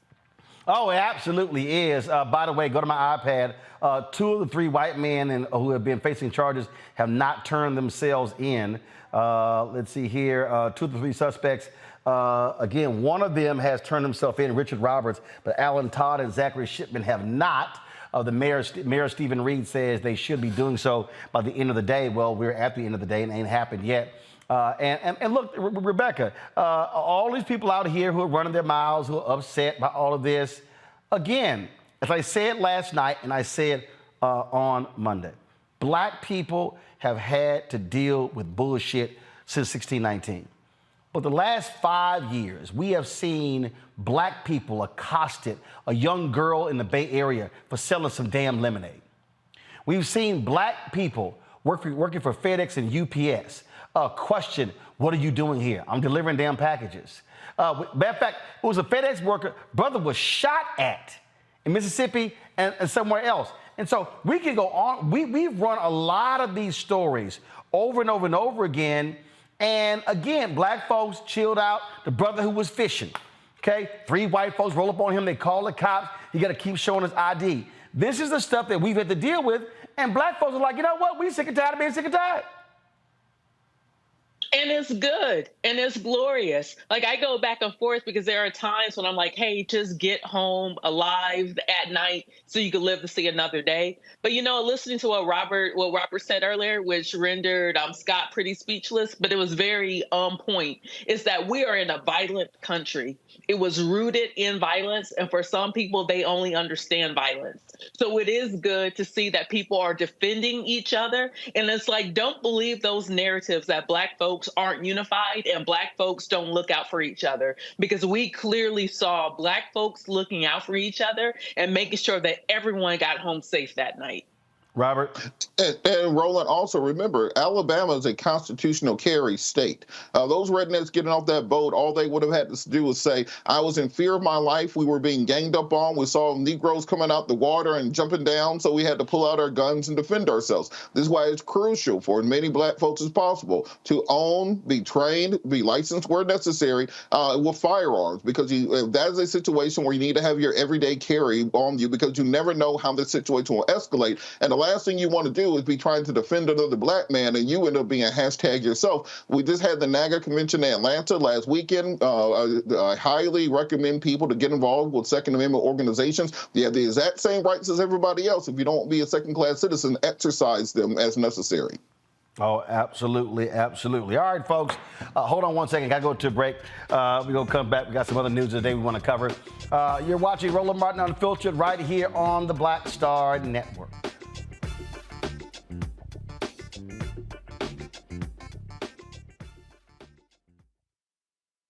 This week on The Black Table with me, Greg Carr, reparations. Is it finally time? 2 of the country's foremost authorities on the subject will join me to try to answer that very question. A powerful installment of The Black Table with me, Greg Carr, right here, only on the Black Star Network. On a next A Balanced Life with Dr. Jackie, we're talking all things mental health and how helping others can help you. We all have moments where we have struggles, and on this week's show, our guests demonstrate how helping others can also help you.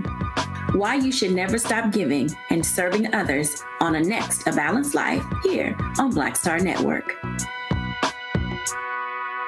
Question for you. Are you stuck? Do you feel like you're hitting a wall and it's keeping you from achieving prosperity? Well, you're not alone. On the next Get Wealthy with me, Deborah Owens, America's Wealth Coach, you're going to learn what you need to do to become unstuck and unstoppable. The fabulous author Janine K. Brown will be with us sharing with you exactly what you need to do to finally achieve the level of financial success you desire through your career. Because when I talk about being bold in the workplaces, I'm talking about that inner boldness that you have to take a risk, to go after what you want, to speak up when others are not. That's right here on Get Wealthy, only on Black Star Network.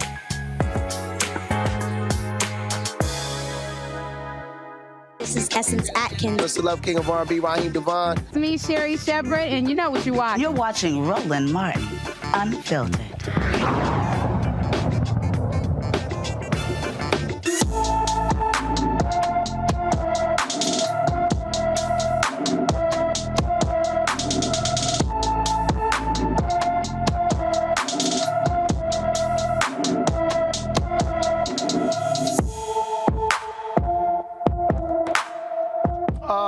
Dajanese Goldsboro has been missing from Wilmington, Delaware since March 30th. The 16-year-old is 5 feet 8 inches tall, weighs 120 pounds, with brown hair and brown eyes.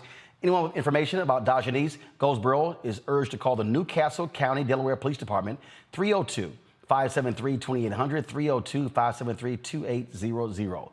The two white Mississippi men who allegedly shot at a black FedEx driver in January 2022 will face a jury next week. Brandon Case and Gregory Charles Case are charged with attempted first-degree murder, conspiracy, and shooting into the vehicle of DeMontario Gibson while making his deliveries. Gibson was not physically harmed in the incident. We previously had him on our show in January. Gibson filed a $5 million lawsuit against the city of Brookhaven, Mississippi. Police Chief Kenneth Collins and the two men who allegedly fired shots at him. Gibson says the defendants, the city, and Chief Collins delayed the proper investigation of his claims and the defendant's arrest. This right here is what I'm talking about, Robert, the kind of stuff that black people are just simply sick of.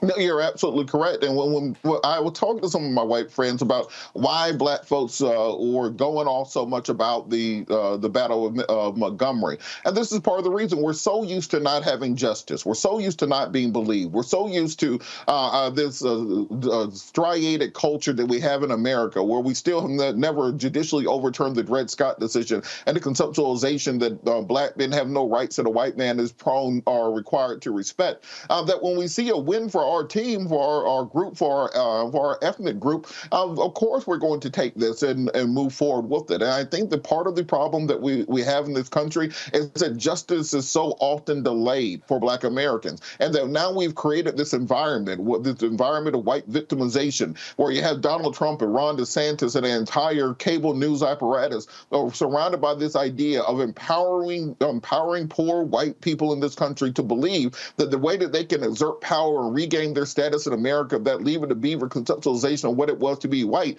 is to have power over black people in this country. And I think that in this case, I hope that brother gets every penny that he's suing for, plus triple punitive damages, because that's the only way we can send messages that we are not going to tolerate white supremacy in this country any longer. Rebecca?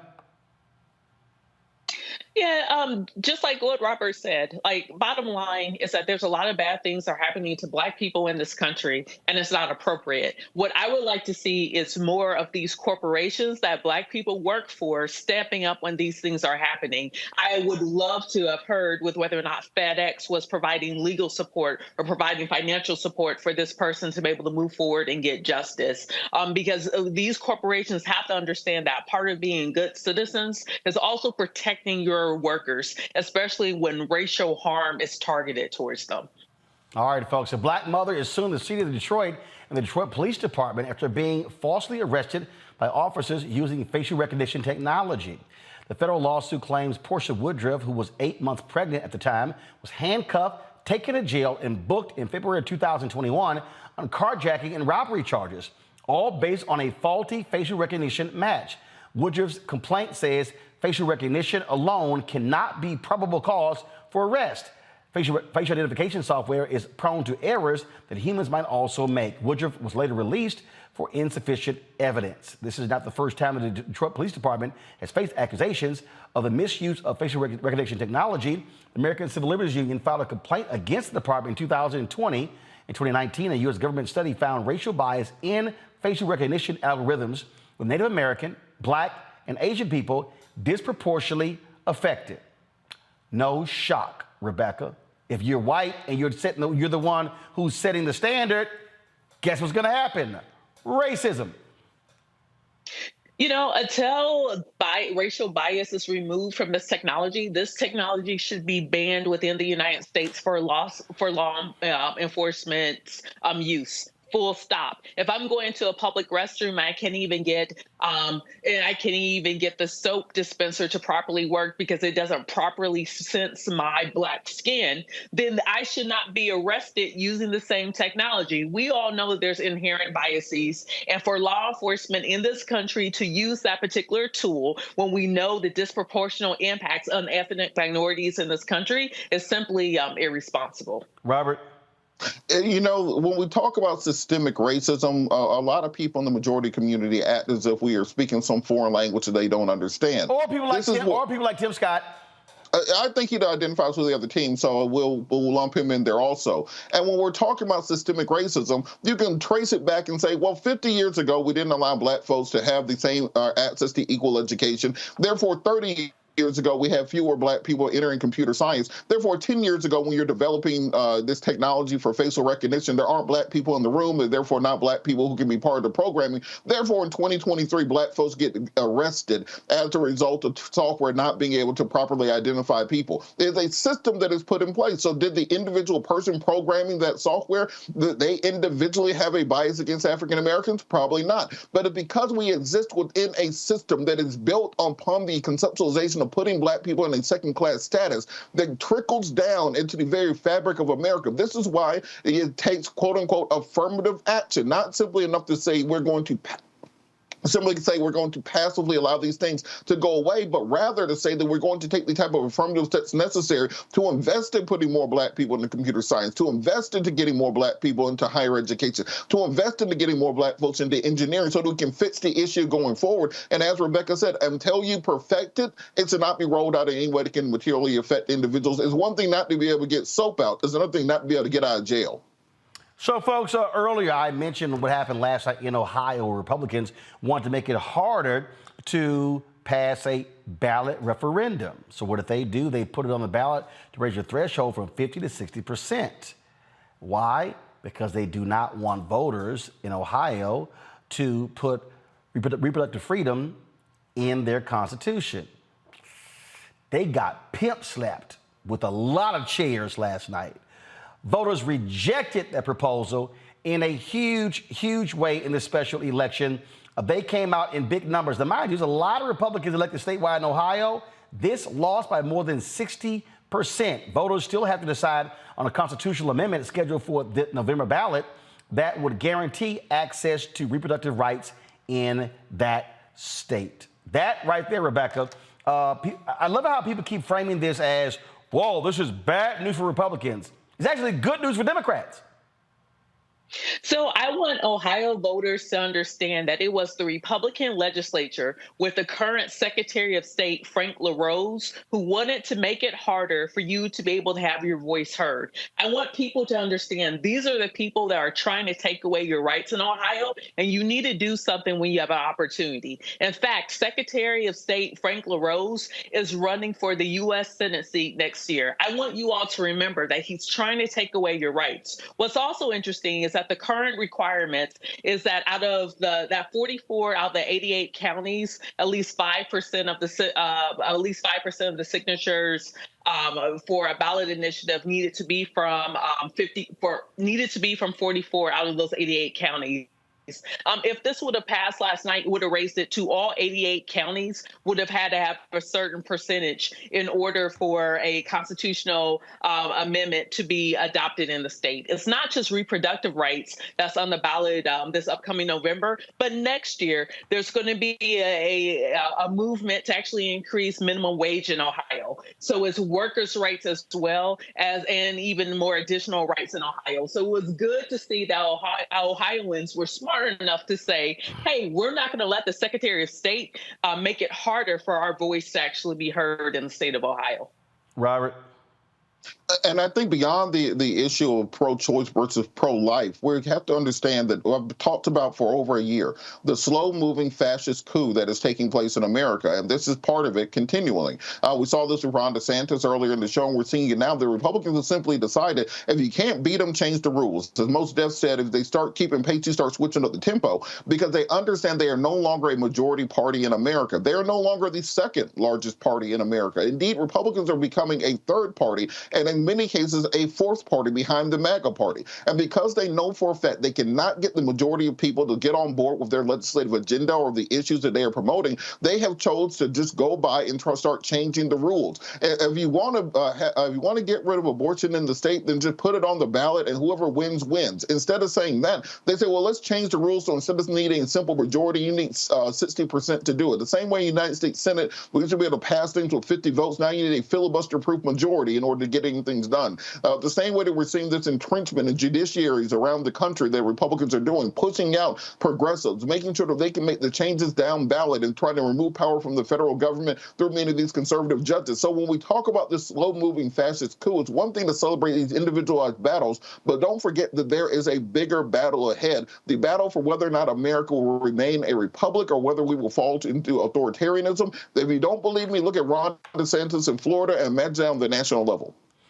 All right, folks, earlier this week we told you about a couple of things that we're focused on. One, we want all of you to send a signal to Democrat Dick Durbin to stop allowing Republicans to use the blue slip to stop nominations from going forward. Here are the phone numbers to all of Senator Dick Durbin's offices. Y'all, obviously the offices are closed right now. Leave a voicemail. Call tomorrow during working hours, beginning at 9 a.m. Eastern. Clog the phone lines up. Let him know it's time for, as a Democrat, they're blocking judges, U.S. attorneys, U.S. marshals. It's time for him to stop this abuse of the blue slip. Enough is enough. Stand with the Congressional Black Caucus and call Democrat Senator Dick Durbin. The phone numbers are right there. 202-224-2152 is his Senate office number. That's the one in Washington, D.C. Call any of those four numbers, but especially 5 numbers, but especially call the D.C. office and let him know where you stand. Also, I'm calling for 2 Texas A&M Board of Regents members to resign because of them, their treatment. They were the ones who led the fight against Kathleen McElroy. Pull that graphic up. These 2 gotta go. It's time for them to go. And so I want you to do the exact same thing. Call Texas A&M, call the system and say they got to go. We're going to be giving you the numbers as well. But those regents have got to go. Jay Graham, David Beggett, they have got to go. What they did by simply saying that, oh, I thought we were creating a journalism department to have more conservatives in the media. I want you to call 979-458-7700, 979-458-7700. Call that number tomorrow. Again, blow those phone lines up and let them know those 2 must resign. Hashtag I'm not satisfied. Rebecca, Robert, I appreciate y'all being on the panel today. Thank you so very much. Thank you for all the laughs and the great knowledge as well. Folks, when we come back, I was at Cincinnati Music Festival, courtesy of P&G. I stopped by a number of their activations. We're going to show you some of those we like. We'll do that when we come back on Roland Martin Unfiltered on the Black Star Network. Hatred on the streets, a horrific scene, a white nationalist rally that descended into deadly violence. White people are losing their damn minds. As an angry pro-Trump mob storms the U.S. Capitol, we've seen shooting. We're about to see the rise of what I call white minority resistance. We have seen white folks in this country who simply cannot tolerate black folks voting. I think what we're seeing is the inevitable result of violent denial. This is part of American history. Every time that people of color have made progress, whether real or symbolic, there has been what Carol Anderson at Emory University calls white rage as a backlash. This is the rise of the Proud Boys and the Boogaloo Boys. America, there's going to be more of this. Here's all the Proud Boys, guys. This country is getting increasingly racist in its behaviors and its attitudes because of the fear of white people. The fear that they're taking our jobs, they're taking our resources, they're taking our women. This is white fear.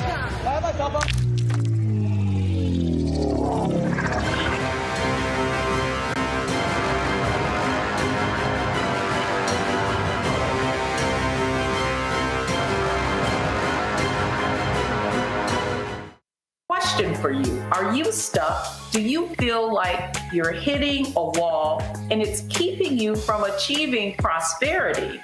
Well, you're not alone. On the next Get Wealthy with me, Deborah Owens, America's Wealth Coach, you're going to learn what you need to do to become unstuck and unstoppable. The fabulous author Janine K. Brown will be with us sharing with you exactly what you need to do to finally achieve the level of financial success you desire through your career. Because when I talk about being bold in the workplaces, I'm talking about that inner boldness that you have to take a risk, to go after what you want, to speak up when others are not. That's right here on Get Wealthy, only on Black Star Network.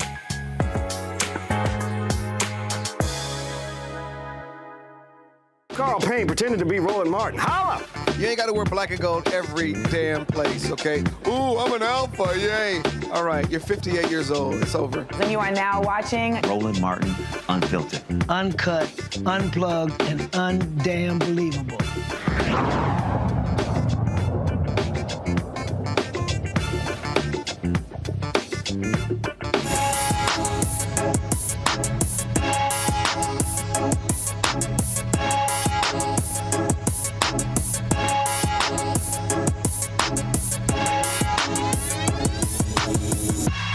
Weeks ago, we were in Cincinnati for Cincinnati Music Festival, courtesy of Procter & Gamble. Had a great time there. They had a number of activations all across the stadium. One of them is what they call a house party. We dropped by that activation a couple of times. One, they had a rap battle, but then also I visited some of their activations, and so we checked that out. We'll show you the rap battle one another day. But here is part one of us kicking it with P&G at the CMF.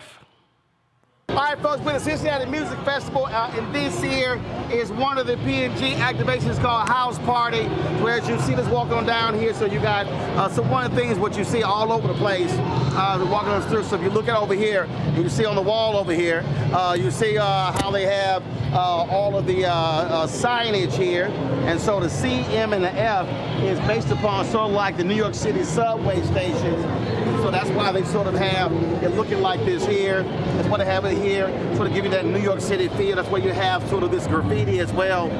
So all this is paying homage to the 50th anniversary hip hop. So that's why you see all of this. And so here over here, you've got this house party set up for that. And so we're about to head up in here.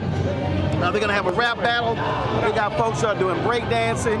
And so all of that is all tied, again, to the 50th anniversary of hip-hop. And so that's why we're here. How y'all doing?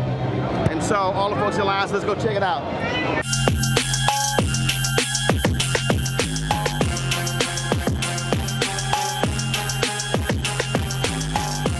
All good. And so, again, how you doing? So you see all the sort of stuff they got going over here.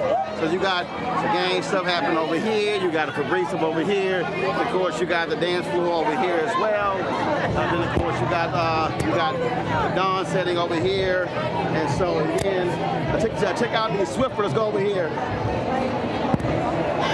young lady with the glasses. Okay. How you doing? Yeah, they got you. Yep. All right. So what are y'all doing? Okay, they have to imitate the dancer in order to get a Swiffer. Okay. So they gotta match his moves. Okay, gotta match. So they gotta match his move. Match his moves. All right, let's go. Oh, you doing it too? No, we recording. Okay. We already did ours. So what we're gonna do is 1, 2. Roll. Okay. Yeah. Yeah, that's it. 3, Do that 4, roll. Roll it. Look it up. 5, 6, 7, 8. That's it. That's it. That's There it. we go. That's one. Yeah. That ain't complicated. That's why I asked you. You doing it? Man, that's easy. Come on in here, get him. All he did, he just. One of mine. It's one right there. I can do without him out. All right, come on, let's go. Go ahead, go ahead. 6, 5, 6, 7, 8. 1, 2, 3, 4, 5, 6, 7, 8. All right, she won. One more time. All right, so what they're doing is, so you got an opportunity to win in one of the scripters here, and so that's what they're all doing in here. 6, 7, 8. 1, 2, 3, 4, 5, 6, 7, 8. Okay, it's the new Dawn. Easy squeeze, 5 times strong. I'm trying to get a little bubble action for you. What that gun do? It's just a bubble gun. It's the ambiance. Oh, I thought that was like. It's supposed to sit down and get a picture with that it. was for cleaning the counter or something. No, this is for cleaning the counter. Oh, okay. You only need just a little bit. 5 times as strong. All right. I use it every day in my kitchen, so. Cascade. Yes, sir. All right. What you know about Cascade? Well, I know that it's a. There's it right there. Scrape, load, and done. So all you gotta do is put your dishes in the dishwasher and load them and turn it on. So you didn't know a black man created this? Yes. I had to mess with him. Yeah, Dennis Weatherby is the brother who created Cascade. So I had to shout that brother out. I had to mess. I'm like, man, you guys are supposed to lead with that. So had a great time there. We got lots more videos from Cincinnati Music Festival we have not shared. We're going to be sharing those with y'all over the next few days as well. We had a great time there. Looking forward to our next engagement with Procter & Gamble. Again, we thank them for partnering with us here at the Black Star Network. All right, folks, that's it. I'm going to see you guys tomorrow right here on Roland Martin Unfiltered. Don't forget, we're almost at 2,000 likes on YouTube, y'all. It's just 200 more. Hit the doggone button. Hit the like button. By the time I get done, I should see 2,000 likes on the channel, all right? Download the Black Star Network app. We're at 72,000, about 73,000. Y'all, let's get to 100,000, okay? Let's get this thing done. We're at 1.1 million on our YouTube channel. I'll give you the actual number. It's 1,100,012,876. And so we should easily, y'all, be at, 100,000 downloads of the app. Apple phone, Android phone, Apple TV, Android TV, Roku, Amazon Fire TV, Xbox One, Samsung Smart TV. Also, we appreciate if you contribute to our Bring the Funk fan club. Your dollars make it possible for us to do what we do each and every single day. So your check and money order to P.O. Box 57196, Washington, D.C., 20037-0196. Cash App, $RM Unfiltered. That's right. PayPal, R Martin Unfiltered. Venmo is RM Unfiltered. Zelle, Roland at RolandSMartin.com. Roland at RolandMartinUnfiltered.com. Y'all, come on, just 100 more likes. We're at 2,000. Hurry up, let's go. Hit the like button, y'all. Don't forget to get a copy of my book, White Fear, How the Browning of America is Making White Folks Lose Their Minds. Available at bookstores nationwide. Download the copy, audio and Audible. Get your copy on Amazon, Barnes & Noble, Books A Million, Target, all of those bookstores. Don't forget, we now can be seen on Amazon News, our 24-hour streaming channel. We're on Amazon News, so simply go to Amazon Fire, go to Amazon News, say, Alexa, play news from the Black Star Network. You can also catch our 24-hour streaming channel on Plex TV. Check us out there as well. And Birmingham, I'm going to be in the house on Friday. Looking forward to that. And so, book signing at the Harambe Room, 1815 4th Avenue North in Birmingham. I want to see you there. Guaranteed you get your book, folks, by RSVPing. It's free and open to the public, but send an email. And anybody who emails, you're going to be guaranteed to have your book, okay? I'm going to sell out. So send an email to make sure you have your book. Info, INFO at RolandSMartin.com. We'll have a list. So all the people who RSVP are going to be on one line, and the other people are going to be in another line. I advise y'all to RSVP. That's it. I'll see y'all tomorrow. Holla! Folks, Black Star Network is here. Hold no punches. I'm real revolutionary right now. Support this man. black media. He makes sure that our stories are told. Thank you for being the voice of Black America, Roland. Stay black. I love y'all. All momentum we have now, we have to keep this going. The video looks phenomenal. See, there's a difference between Black Star Network and black-owned media and something like CNN. You can't be black-owned media and be scared. It's time to be smart. Bring your eyeballs home. You dig? Pull up a chair. Take your seat. The Black Tape with me, Dr. Greg Carr, here on the Black Star Network. Every week, we'll take a deeper dive into the world we're living in. Join the conversation only on the Black Star Network. Hi, I'm Dr. Jackie Hood Martin, and I have a question for you. Ever feel as if your life is teetering and the weight and pressure of the world is consistently on your shoulders? Well, let me tell you, living a balanced life isn't easy. Join me each Tuesday on Black Star Network for A Balanced Life with Dr. Jackie. We're all impacted by the culture, whether we know it or not. From politics to music and entertainment, it's a huge part of our lives, and we're going to talk about it every day right here on The Culture with me, Faraji Muhammad, only on the Black Star Network. I'm Deborah Owens, America's Wealth Coach, and my new show, Get Wealthy, focuses on the things that your financial advisor and bank isn't telling you, but you absolutely need to know. So watch Get Wealthy on the Black Star Network.